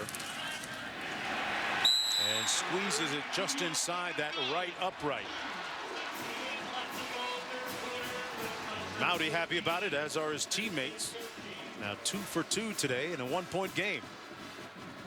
Well, folks, get your NFL Sunday started off right at 10 Eastern on ESPN's Sunday NFL Countdown. As host Chris Berman and the gang provide all the latest news and updates from stadiums around the league right up to kickoff. And before you set your lineups, catch fantasy football now at 11 Eastern on ESPN2 as our experts provide the latest news, injury reports, and predict the top fantasy performers. Now Penn State coming a little bit closer. And the number 42 on the helmet, as we've talked about this afternoon, turning into evening now in central Pennsylvania. That's quite a testament. The more I look at that as this game evolves, that's redshirt senior who you're seeing down there on the sidelines, and Jess has talked about a ton this afternoon. That's Michael Mauti, a kid that has been through so much. I think in many ways, the face of all they endured and the perseverance this offseason, a real testament to him that his head coach would put the number on that helmet to represent all that he's done for this program. Let's go back to Wendy in the studio. Mark, thank you. We check on Florida and Florida State. The Gators trying to remain in the national title discussion. It's 13-3 when E.J. Manuel finds Nick O'Leary in the end zone. And here come the Seminoles. Then E.J. Manuel calling his own number. He plows his way into the end zone. And it's now 17-13 Florida State. Your Dr. Pepper Conference update. Mark? Wow. What about that comeback? Hey, we were the ones that witnessed Florida State's only loss this year against North Carolina State. Many people blame that on you too, Jones. They still love me up in Tallahassee. 1st and 10. Monte Ball brought down from behind. A hard-charging Gerald Hodges, who is wearing Michael Mauti's number 42 today in tribute to his injured teammate. He likes it. I love that shot. I think this guy's engaged, got the wristband on with some of the calls. Really, though, is that a live headset or a dead one? Go on. Is there something coming over the sound there, or is that just for effect? No, I think that's completely live, and they're probably taking even some of his opinion as well. And his buddy Gerald Hodges wearing not just the number on the helmet, he's wearing his jersey too.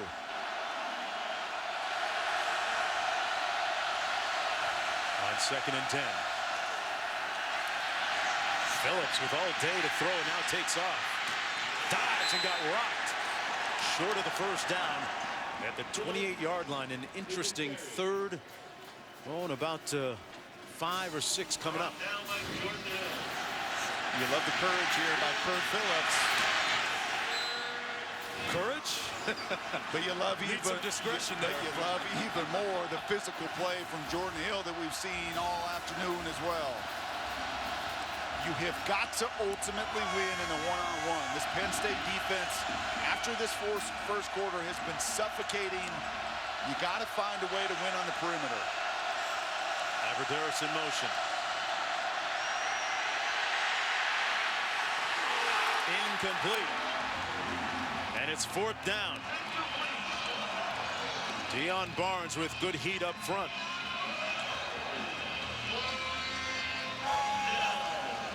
A lot of 3-and-outs for the Badger offense here in the 3rd quarter. And that's a nice, well-designed line stunt, and it was a good thing that Phillips got just enough on that ball to carry it out of bounds. Otherwise, it was going to be 6 going the other way.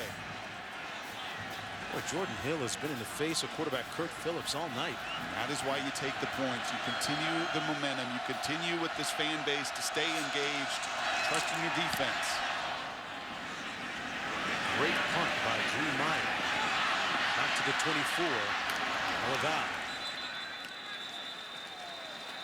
takes it beyond the 30. A 47-yard punt. Well, ESPN's coverage of the ACC Big Ten Challenge continues Wednesday at 7:30.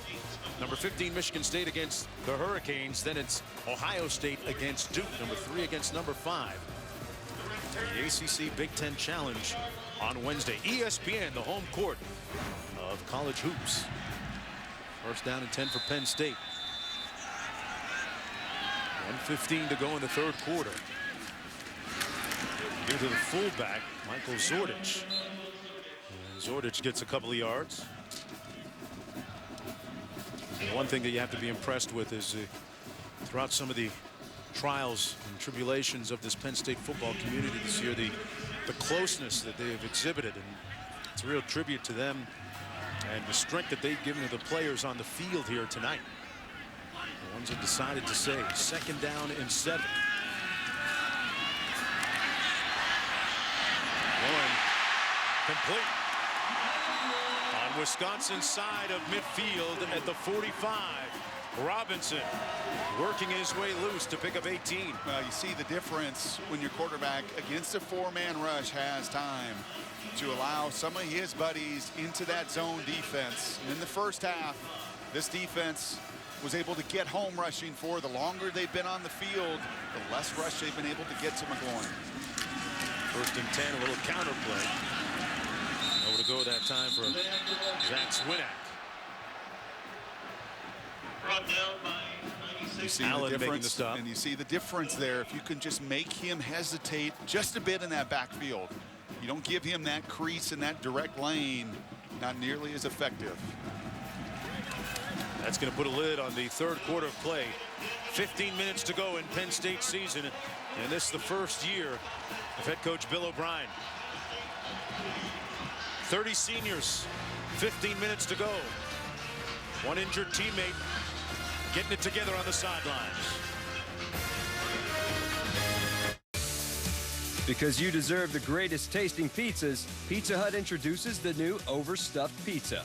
A colossal creation fully loaded with Italian meat trio filled with cheese and 3 meats, or Supremo packed with meat and veggies. This one of a... Well, they certainly have done what he said, defensively at least, with a lot of pressure on Kurt Phillips, making just his 3rd start at quarterback. Yeah, this second half been a very emotional effort. You wondered in that first half, with all the pictures, all the all the senior day activities, really after that first quarter, this has been a very different Penn State defense.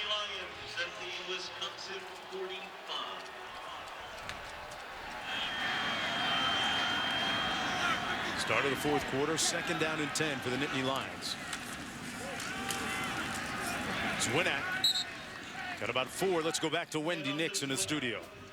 Mark, thank you. Just a look at what's going on elsewhere. A tight game on ABC. Florida State leading Florida by 4. 5:29 to play in the 3rd quarter. And on ESPN, 38 for Oklahoma State, leading Oklahoma 38-27. All right, Wendy, 3rd and 6 coming up.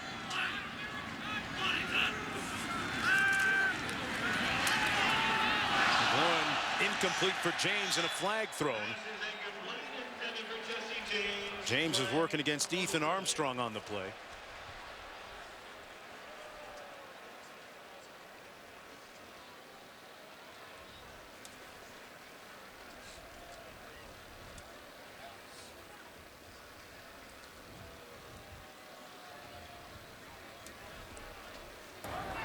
Pass interference, offense number 18, 15-yard penalty.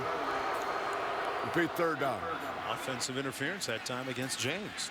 Yeah, I think there were 2 penalties. They got away with a hold at right tackle, and unfortunately at the bottom of the screen, Jesse James, at 6'7". Anytime you extend your arms like that, you're going to get the call. But watch the right tackle here. Mike Farrell get away, to me, with a clear, blatant hold there. Can't miss you when you're 6'7". No. 3rd and 21. You know what I like in this situation? As long as it's a one-on-one, my receiver gets it or nobody gets it. As we always see, that pass interference call or a holding call, I like taking my shots in this situation. Allen Robinson, a popular target in this time.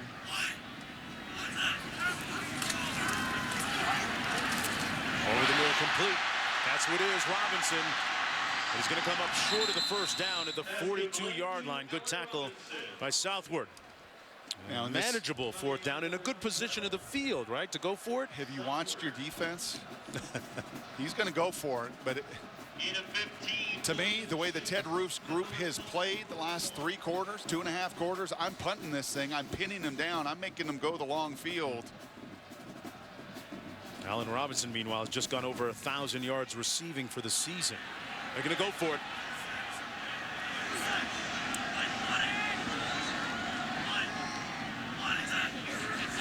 4th and 6.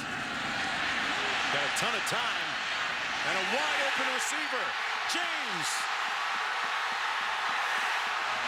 Touchdown, Penn State.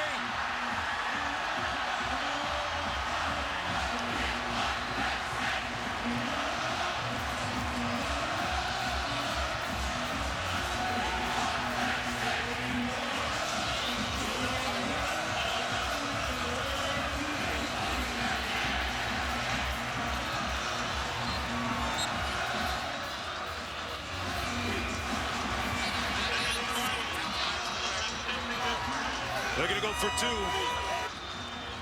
In wake of the Jesse James touchdown catches, 5th of the season. And the 24th touchdown pass of the year from McGloin. It was a touchdown. Previous players on the review. Look at McGloin's about to look at lose the it. kid from West Scranton High School. He's had enough. He's not feeling that replay official thing today.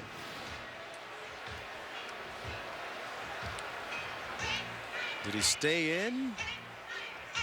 Yes. Sure looks like he did. That should take about 2 seconds.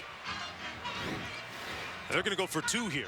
That's the way you atone for pass interference, by the way, on 3rd down. And that's the way, as a quarterback, you gain the trust, and why Bill O'Brien felt good about going for it on 4th down. He's clearly in bounds all the way through. After further review, the ruling on the field is confirmed. Touch. Well, 2-point conversion makes it a 7-point game. I didn't particularly like that call, playing the percentages, knowing you could punt it down. But those two have a connection, there's no doubt about it. Bill O'Brien likes the way the McGloin has played this season. He's developed further and further trust as it's evolved. He bought time, he allowed James to get open. And what a monumental play and conversion on 4th down.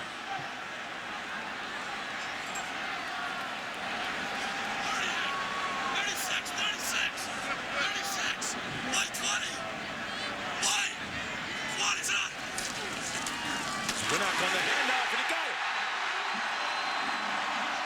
They get the 2 points, and it's a 7-point Nittany Lion lead. Their first lead tonight.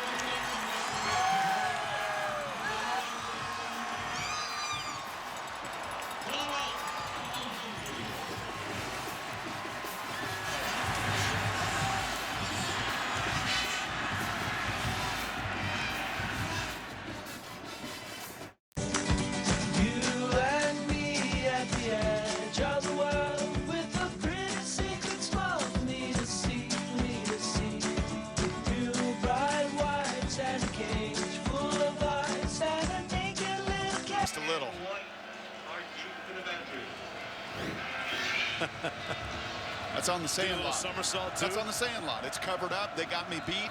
The only way I can really beat this Wisconsin zone is allow Darius Hillary, the freshman nickelback, to get lost in his zone coverage. And Jesse James finishes on the other end.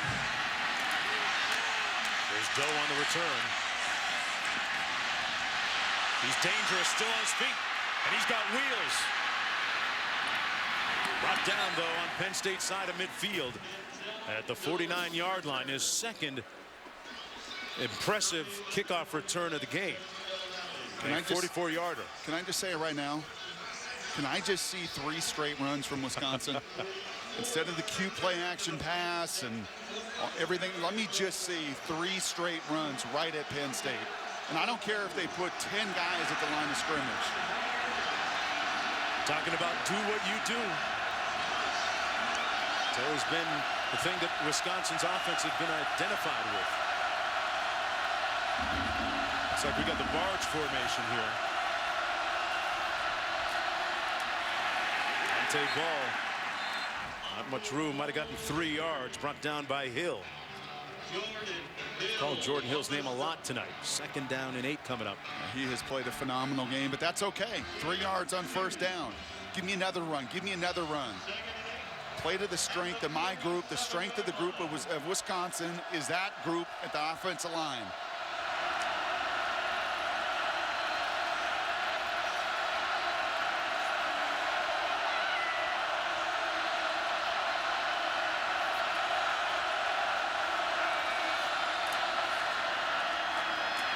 The ball again. Brought down just beyond the 45 at the 44. It'll be 3rd down.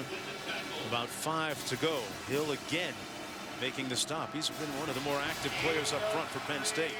He has played a lights-out game, and Bill O'Brien knows that if you are going to stop this Penn State or this Wisconsin run, Ted Rufus counted on his boys in that front 7, and Jordan Hill in the middle of that line. His shed blocks has gotten his hands on this massive Wisconsin offensive line, and he's finished his tackles.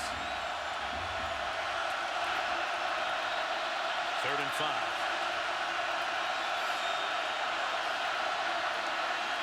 Blitz coming. Phillips picked it up, but couldn't find his receiver in and out of the arms of Kenzel Doe, who should have caught that. That's 2 occasions now. Aberderis in the 1st half on a 3rd down slant. And Doe there.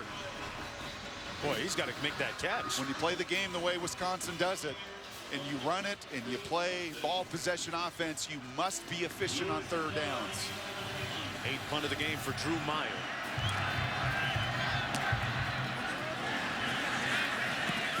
This one up, and a fair catch called at the 15-yard line.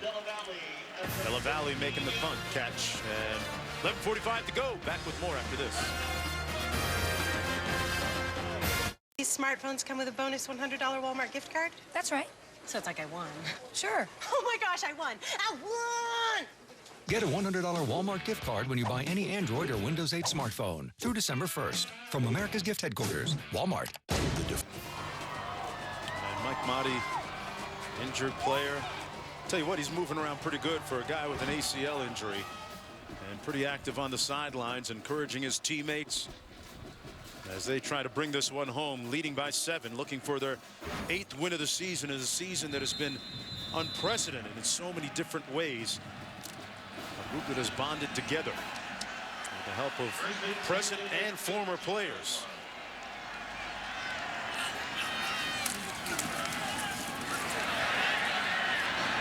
Complete down to the 22-yard line. Nice catch on the play by Alex Kenny, a gain of 7. You know, we were talking about how this offense is different, and I was speaking with my South Florida neighbor, former player here at Penn State and Miami Dolphin, O.J. McDuffie, former great receiver. He says, Mark, I wish I'd played in this offense. Yeah. More opportunities as they spread the ball around. 2nd down and 3. And at the same time, that big back in the backfield, 32 carries tonight.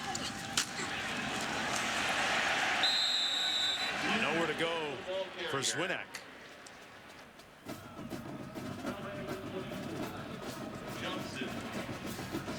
Under 11 minutes to go. 3rd down and short to go. Literally inches.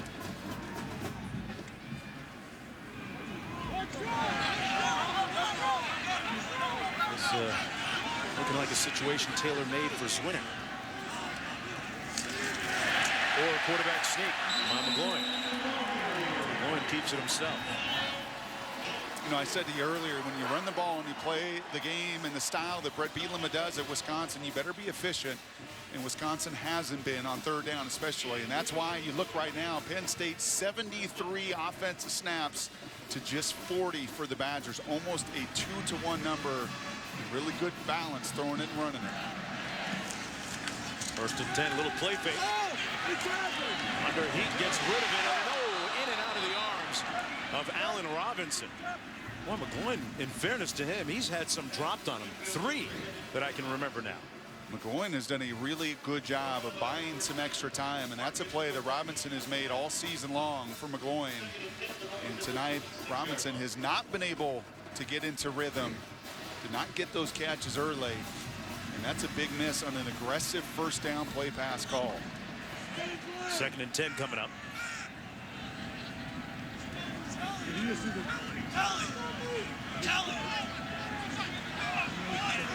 McGloin taking his time at the line of scrimmage, making his checks. Zwinnett. Boy, he keeps those legs moving, doesn't he, Brock? Moves the pile. Got about 4 or 5 on the play. Actually, let's make it 6.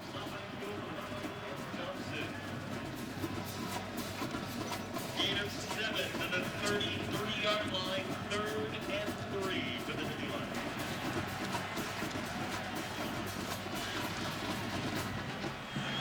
Big play here, and Wisconsin has played so much zone defense. Watch for the check down. Watch for your back out of the backfield as the outlet on 3rd and short. Timeout. Penn State. Nittany Lions call timeout. We're going to take one with them.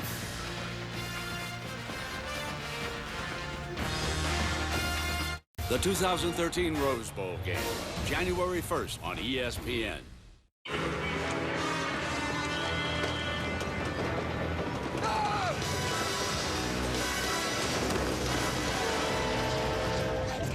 Touchdown catches. That is touchdown record, pardon me, his receiving record usurped last game by Allen Robinson.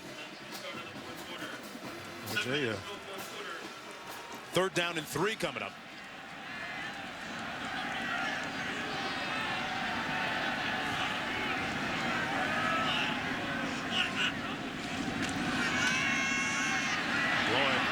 Incomplete, and that pass tipped at the line of scrimmage seemingly, and harmlessly falling incomplete. 4th down, and they're going to have to punt. And a little better effort there by that Wisconsin front 4. They have played this game very conservatively on defense. Maybe some of that is without Borland and some of their key people, and decided to continue to play zone, and that time got after Bill O'Brien's offensive line, forcing the punt. 6th punt of the night coming up for Alex Butterworth.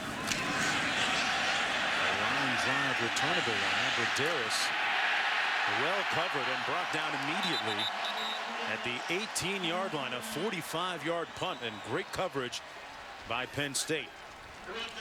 Right now, let's take a look at this week's BCS standings, brought to you by Allstate. All the attention on #1 Notre Dame playing tonight at USC. You'll see that game on ABC at 8 o'clock Eastern time.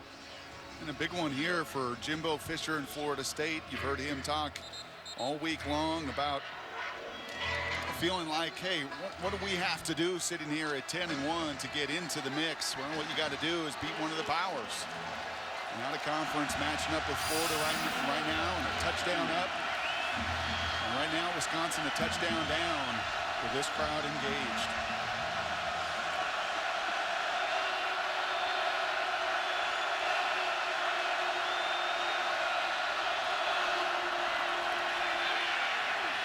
Up top and caught.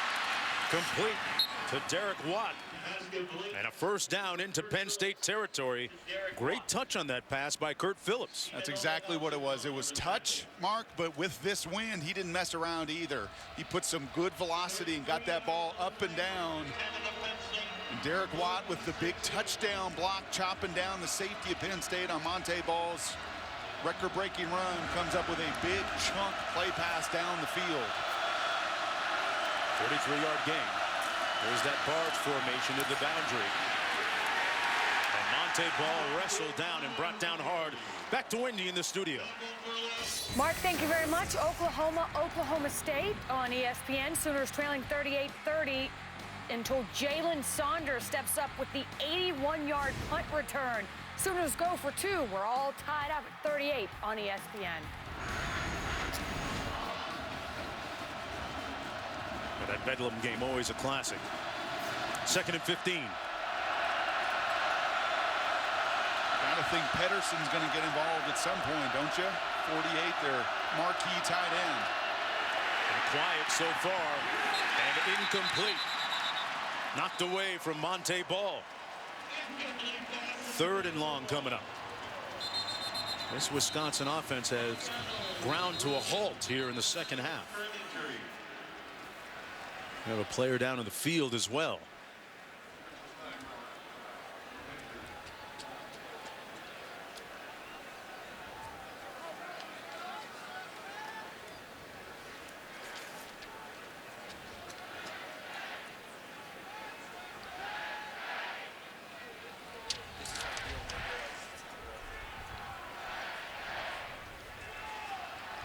Kyle Costigan, the starting offensive lineman, right guard, shaken up. And that is one tough young man. Had his knee scoped, missed one game, came back this season, converted defensive lineman.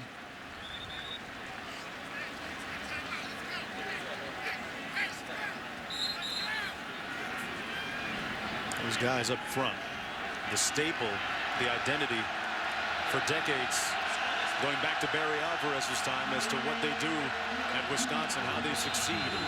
3rd and 15. Find me a way to get Abradaris or Pedersen into a one-on-one situation. And find a way, Wisconsin, to catch the ball on 3rd down. Some critical drops have really hurt them today. Only got 50 total yards in the second half. And a little heat coming. Complete. Abradaris with the first down at the 33. And another strike by Kurt Phillips. That was an excellent throw and a lot of poise to stand in there knowing that gut blitz is coming right at you. And a good route. And finally, Kurt Phillips is saying, finally you finish and catch the ball on the other end. Needed that one badly. 18-yard gain for the first down. Under 8 minutes to go. Thrown right into the teeth of the wind as the flurries are picking up. Yeah, did we mention the snow? Let's see the debris flying around on the field. Monte Ball cuts it up. And is brought down at the 27-yard line. Got about 6 on the play. Monte Ball set the NCAA record for career touchdowns on his first score of the game. And tied the rushing record career-wise. I always have a feeling at the end that he's going to be a factor in the success of Wisconsin offensively. Trying to find a way to get Jordan Hill blocked in the middle of that defensive line. Been a monster for the Nittany Lions today. They fake the fly sweep, and Ball gets the carry. Going to be close to that first down. Mike Hull making the stop. They're going to mark it short of the first down, so it'll be 3rd and about a yard to go. And this is mindset, and I They're like going to go quick. Get up to the line, 2 downs to get the yard. Phillips keeps it himself and gets the first down. Penn State with just 1 timeout remaining. Wisconsin with a full complement of 3. Now, the nice thing for the Badgers and for Brett Bielema, he knows this is the way his team is built. Their last 8 losses since 2010 have all been by 7 points or less. A week ago, they forced an overtime game against Ohio State. They are plenty used to these conditions and these situations, playing close to the vest.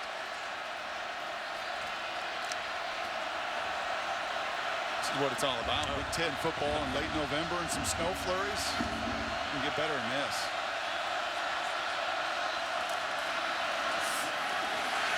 On the reverse, Watt. Not enough wheels, not enough speed to turn the corner. Pushed out after a gain of 1.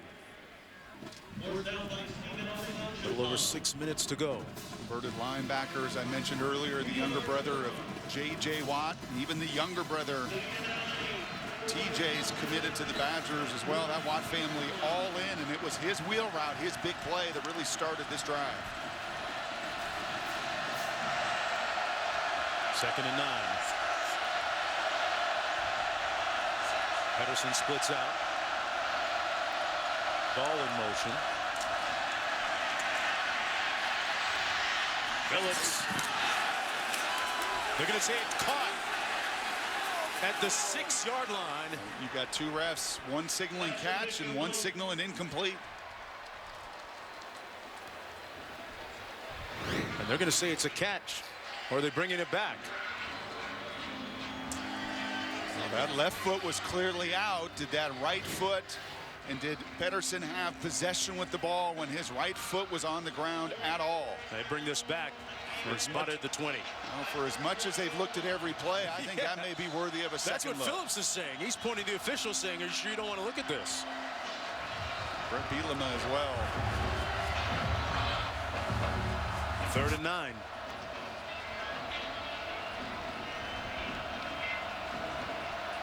Is it Aberderis time again? I think it is Aberderis or it's Pedersen. In these critical moments, you got to make sure you get the ball to your best players.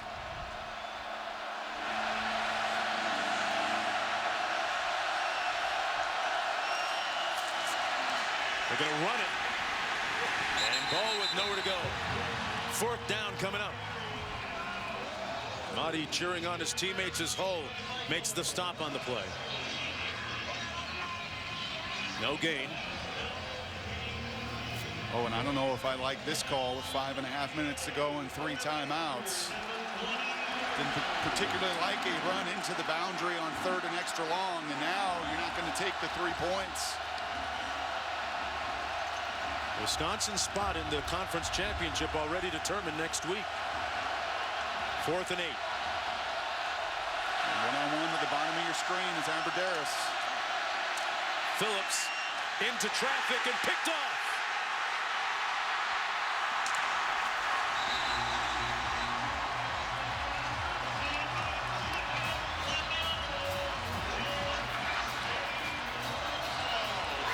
Vagnano with the interception.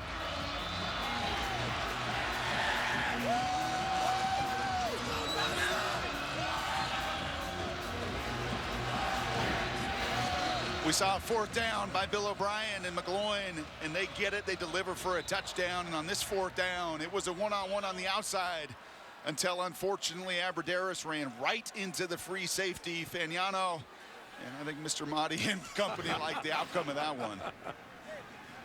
5 minutes to go, and Phillips unable to get his team into the end zone to tie this game up. Adrian Amos, meanwhile, the starting defensive back, a little shaken up on the play. It's a perplexing couple calls there, to be honest with you. Timeout on the field. We'll take 1-2 and come back after this.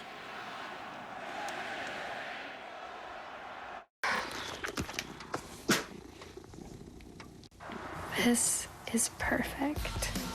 Packers are going to be tough this year. Hope so. Aww. Yeah! I mean, aw, yeah. That's 6 sacks on the season. After the defection of some of their better players in the wake of NCAA sanctions. 1st down and 10. McGloin at the helm. The receiver screen incomplete. And was that a lateral or incomplete?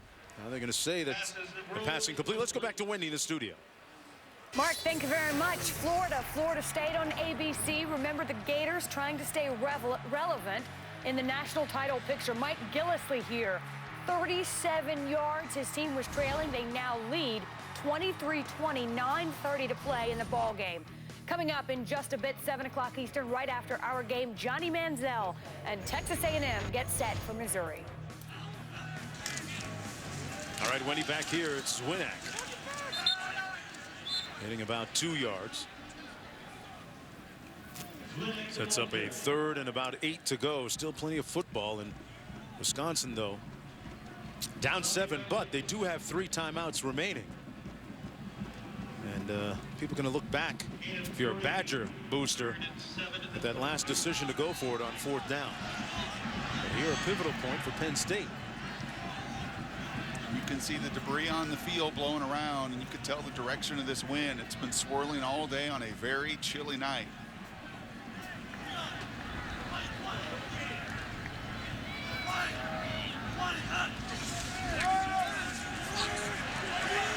McGloin, incomplete.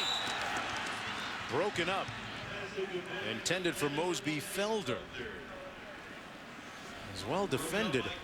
Still seemed like it hit Mosby Felder in the hands. And you can understand if McGloin was a little upset tonight with not only his offensive linemen, but some of his receivers, and you see him emoting openly. Yeah, and we've seen this on both sides on a really cold night. We had the shot earlier of O.J. McDuffie. The great receivers still trust their hands, still utilize their hands to go out and make a play. Both Penn State, Wisconsin receivers have had a tough time bringing it in.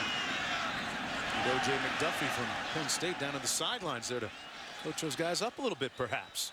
Punt down to the 33, and let's take a look, folks, at our hardest working player, brought to you by Polaris. Listen up.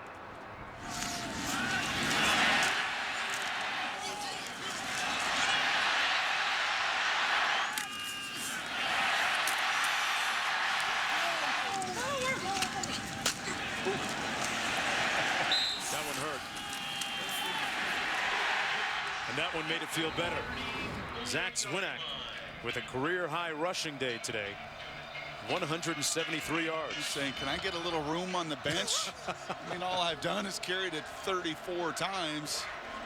Cracking helmets. Well, in back-to-back weeks, Kurt Phillips making just his 3rd career start with an opportunity to bring his team back. And working in a clutch situation here, James White in the backfield. And he gets the call on 1st and 10 out to the 37-yard line. Jordan Hill again making the stop. Now, there is no reason to get out of character. And Jordan Hill is, by the way, if I mentioned, he's been an utter monster tonight making plays. But for Wisconsin, you got 3 timeouts, 3.5 minutes to play. You're only 62 yards from pay dirt. You may want to pick up your pace in and out of the huddle a little bit, but you don't need to get out of the character and identity of your offense. 2nd and 6.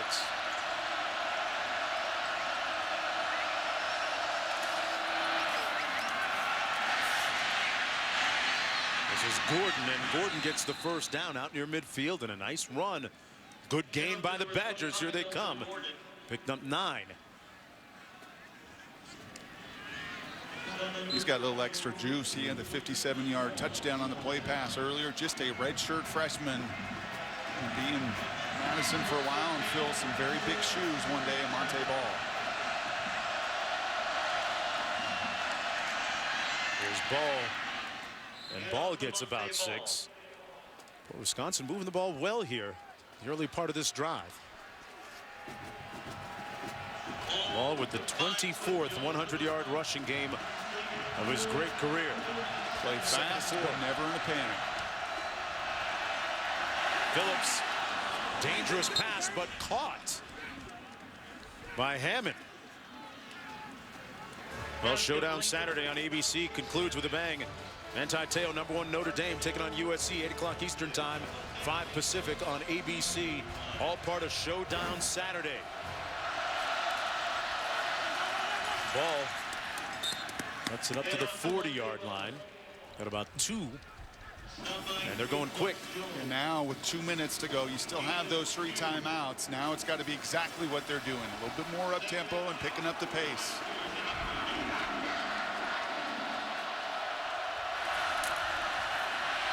Phillips overthrows his receiver. Stephon Morris there in on coverage. Sets up a 3rd down and 8. And I don't know if there is a more difficult throw than the deep out across the field. And on a night where it's about 30 degrees and a wind chill of about 18 and those winds are swirling around, I don't know how much I want to be messing around with deep out passes. Well, Phillips, a Fifth-year senior, but just his third career start tonight.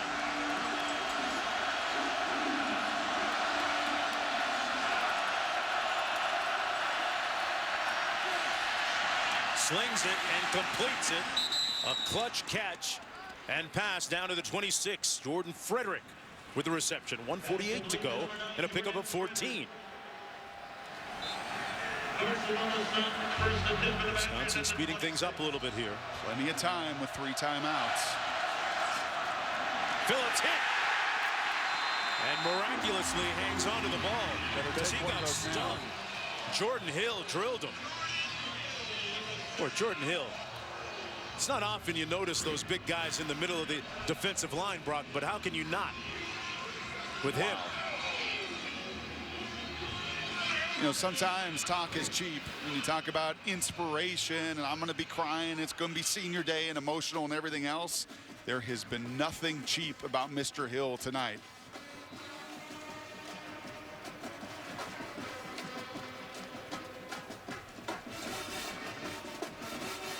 Wisconsin uses one of its timeouts. BCS Countdown on ESPN and ESPNU this Sunday. As the regular season begins to wind down, our analysts dissect the key wins and losses and reveal the latest BCS standings. Who will rise? Who will fall? Plus, we look ahead at some of the key upcoming matchups. BCS Countdown presented by Allstate Sunday at 8:30 Eastern on ESPN, then at 9 Eastern on ESPNU. Here he goes, 2nd and 17 after that sack. You can block it up. I like double moves in this situation. Timeout, Penn State. And Penn State uses its last timeout. And final timeout.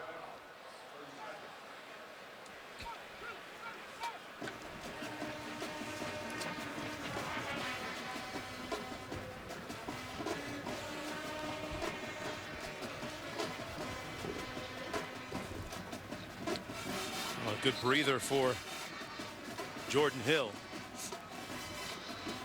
Well, Brock, we said at the top of the show that not many people expected this Penn State team to be where they are. Some people predicted 2 wins, 3 wins, said they looked like a Division II team after the defections.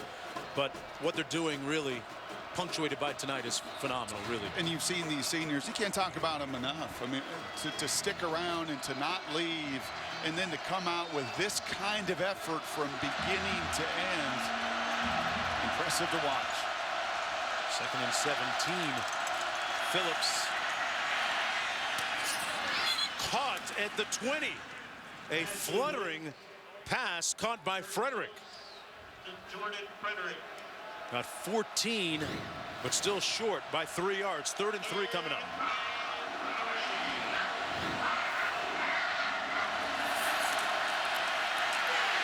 Finds his man underneath. And a great move by Doe. And it's 1st down and goal to go, a 10-yard gain.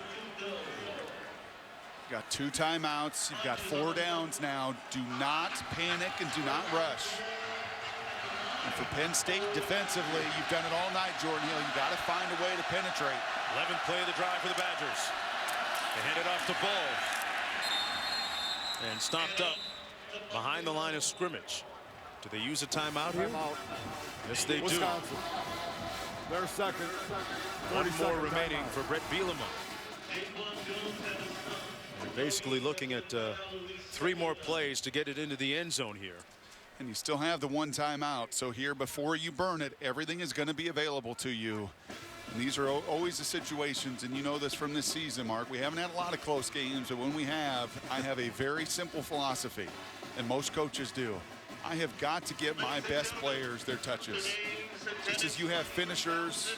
And for Wisconsin, you're talking about Monte Ball. You're talking Monte Ball, you're talking Aberderis, and you're talking about a guy that's been incredibly quiet tonight. That's Jacob Pedersen, your 2nd leading receiver, who caught you the touchdown at Ohio State, against Ohio State a week ago. And if you're Penn State defensively, I'll be real curious here with Ted Roof. He's had so much success getting after Phillips and bringing that pressure and bringing that blitz. He's going to have to trust his guys outside in one-on-one situations to do so.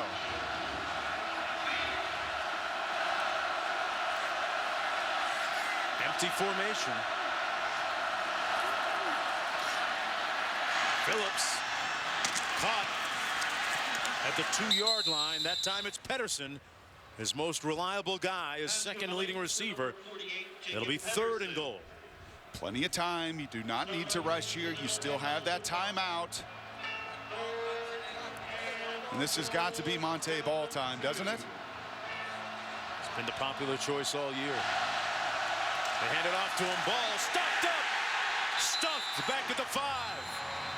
One shot to get to the end zone now for Wisconsin. Who else? It was Jordan Hill. And a timeout called by the Badgers. Their last one. And a fierce tackle by Jordan Hill. I'll say it, in 5 years of doing this job, I have never seen a defensive tackle take over a game from beginning to end. I mean, this guy has said, I didn't leave campus. I didn't want to leave the football offices. I'm a senior. I'm all in. I'm invested in everything else. And right now, his technique, his passion, his strength, and his want to and will has been the dominant effort at the line of scrimmage. It really is the lasting image here of this Penn State defense, perhaps the team and its spirit. 4th and goal. This is the ball game. Ball in the backfield beside Phillips. Sprint right. White in motion. Into the end zone. Touchdown Badgers. Caught by Duckworth. Wow. Phillips found the window and squeezed it in there.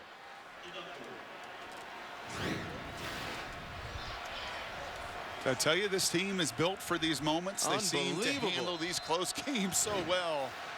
And what a great call, and even better execution. Extra point now coming from Kyle French.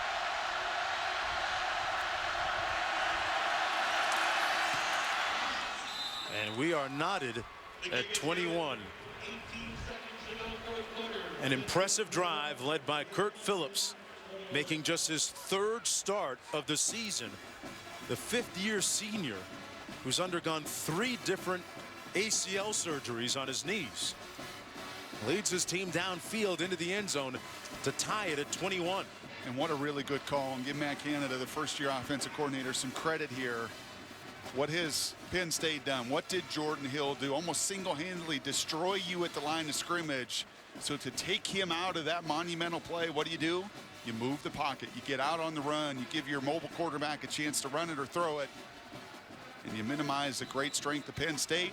And you find a way, as Brett Bielema's crew often does, to keep these things close and to finish strong.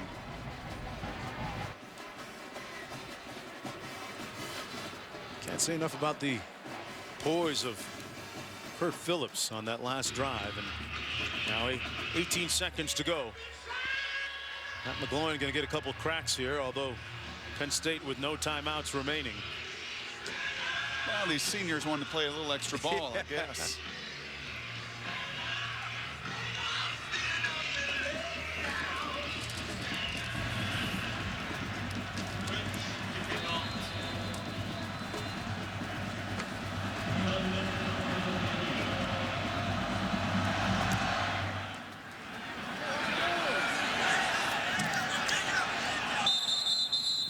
Take the touchback.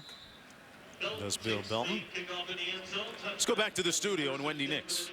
Mark, thank you very much. Just a look at what's going on elsewhere as we head to overtime. 45-38 Oklahoma State. That game on ESPN with 8 minutes to play in the 4th quarter. And just under 6 minutes in the ball game, Florida beating Florida State by 10 on ABC.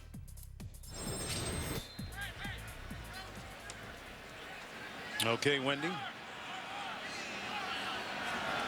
Penn State gonna go to the sidelines, talk this over to the head coach Bill O'Brien, and strategize for overtime. Looking for their 8th win of the season.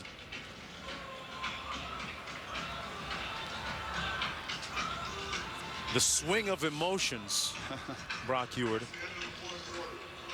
Pulling ahead to lead by 7 until, well, late in the game. Less than 2 minutes to go.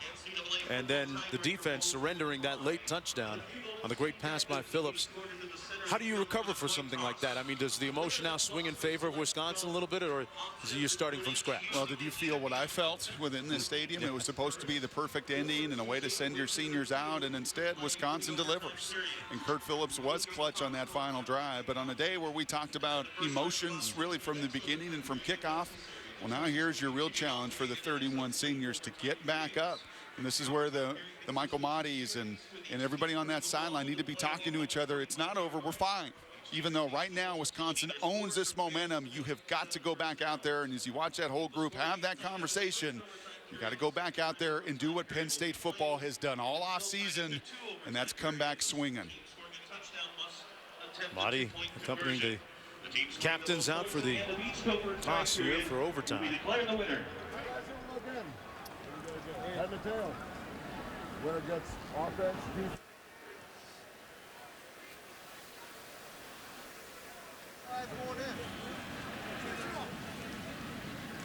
On the toss. Play defense.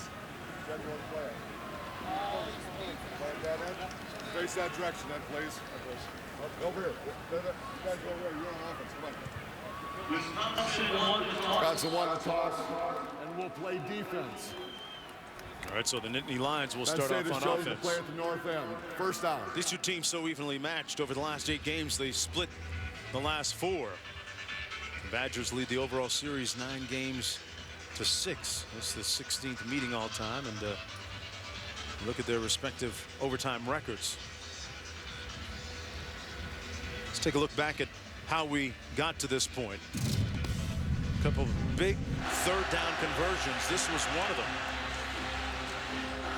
Some unsung heroes. Some of these younger receivers, inexperienced receivers making plays. That was Pedersen finally getting involved, and I love the call on 4th down. Penn State's been so dominant between the tackles. Get outside of that mess. Give your quarterback an opportunity to put it in the end zone. And Jeff Duckworth shot for a touchdown. There we go, first down from the 25.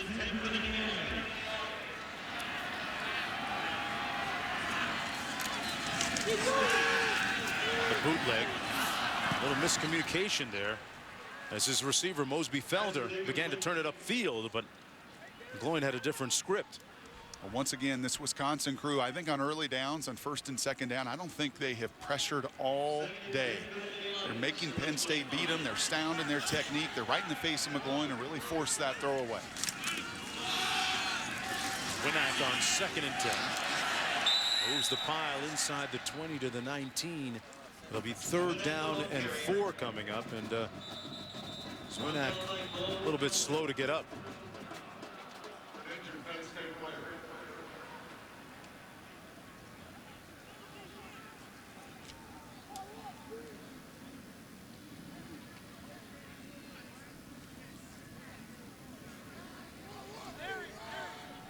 That's carry number 36 for our hardest working man this afternoon. I'll tell you, when we heard some of the hits he was absorbing during our hardest working man point, you get the feeling that he's infallible.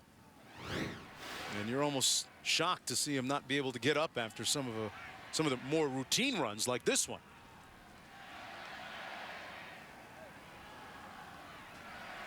Looking forward, Brock, at this 3rd and 4. If Zwinak can't be on the field, that kind of limits their options a little bit, doesn't it? Yeah, it does to a degree, yet they spread the ball around so well, and it's probably worth noting at this point, since they're at where they are on the field, their kicker, Sam Ficken, who's made some field goals and some short ones, well, his long on the season is just 38. So where you are right now, you snap that ball, you are just at about 37, 38 yards. 0 for 4 on 40 plus this season. You better find a way to get some yardage here on this 3rd down. Winak out of the game. Mosby Felder in motion to the bottom of your screen, now sets. Blowing up and out of bounds, threw it away. And it'll be on the toe now of Sam Ficken if Coach Bill O'Brien wants to go that route, which he will, it seems now. Good pressure up front by Allen. Well, that has really been the difference. When Wisconsin has found a way to get off the field on 3rd down, it's been their front 4 as well. And what a big kick this is for Ficken. He's already made a couple today, 2 for 2. This one from 37.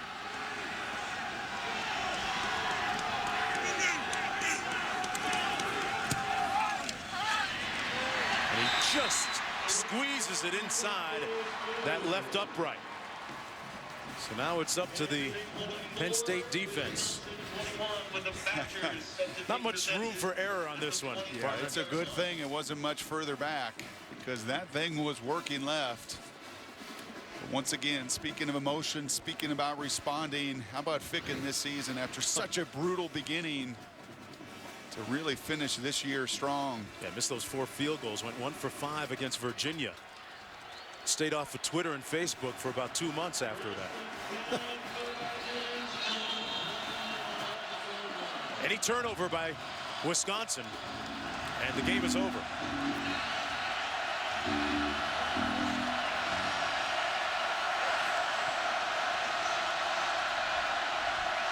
Ante ball dotting the I formation. And ball brought down by Jordan Hill. Let's go downstairs to Jessica real quick. Jared Aberderis will not be returning. They did take him into the locker room, and trainers confirmed that he will not be back in this game. All right, he has a problem of some sort, but boy, what about the play? Jordan Hill, like you said, those big guys usually just take up space for the linebackers, right?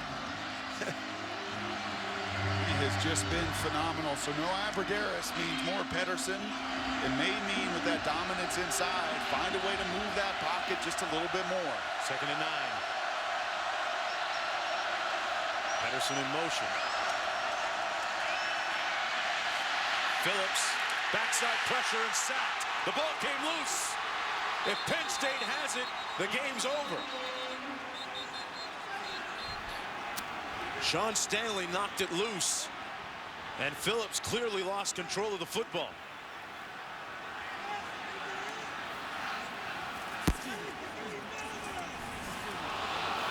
And they're going to give it back to the Badgers. Regardless, though,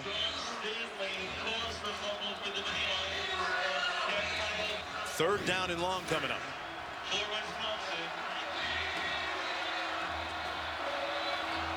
Stanley never gave up on the play, Brock.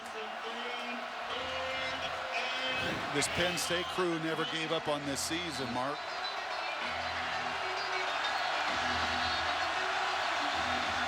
Third and 12.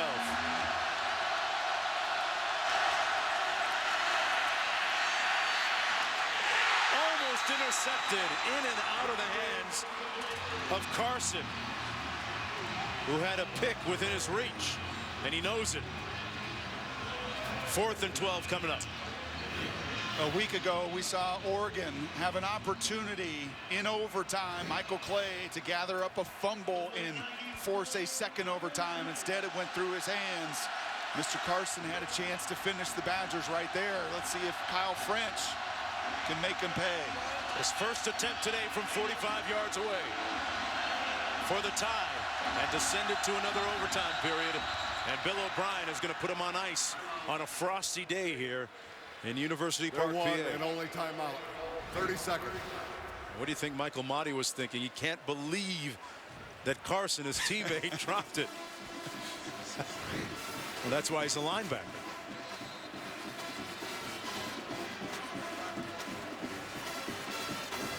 Motti still very much the voice of that defense. Now it's a pretty windy day. We've talked about it. A good shot there, Larry Johnson Sr., the defensive line coach, saying, hey, into this wind, the swirling winds, get your hands up on that defensive line. Kyle French is going to have to get some oomph and drive this ball. Get your hands up. From 44 yards out.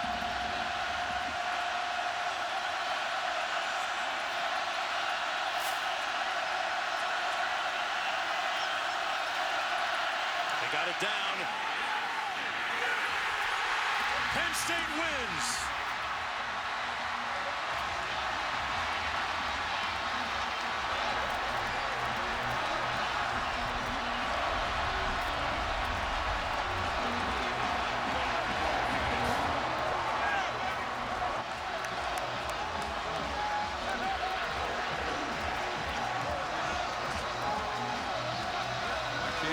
begin to imagine what this feels like.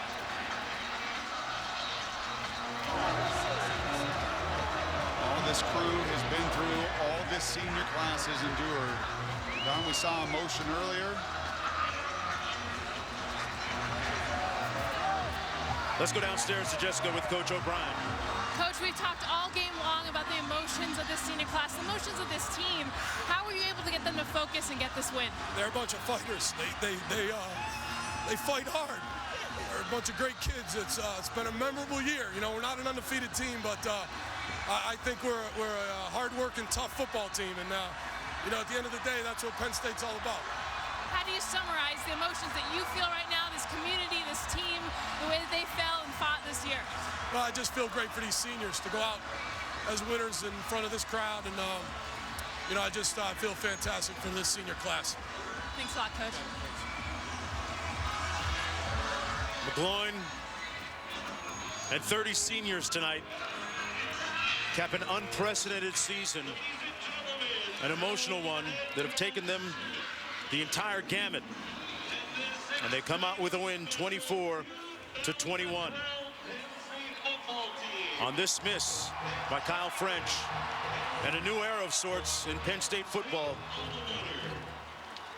and a new year under their coach Bill O'Brien. Well, coming up next, more college football with Missouri taking on Texas A&M. For Brock Huard and Jessica Mendoza, we're going to take you out to Steve Levy and Ed Cunningham in College Station, Texas. So long, everyone, from Penn State. Thanks, Jonesy. This is the SEC on ESPN. 56 degrees, clear skies, lights are on, and everybody's home in College Station, Texas. School record 14th consecutive sellout for the ninth-ranked Aggies. 82,000 will fill Kyle Field tonight.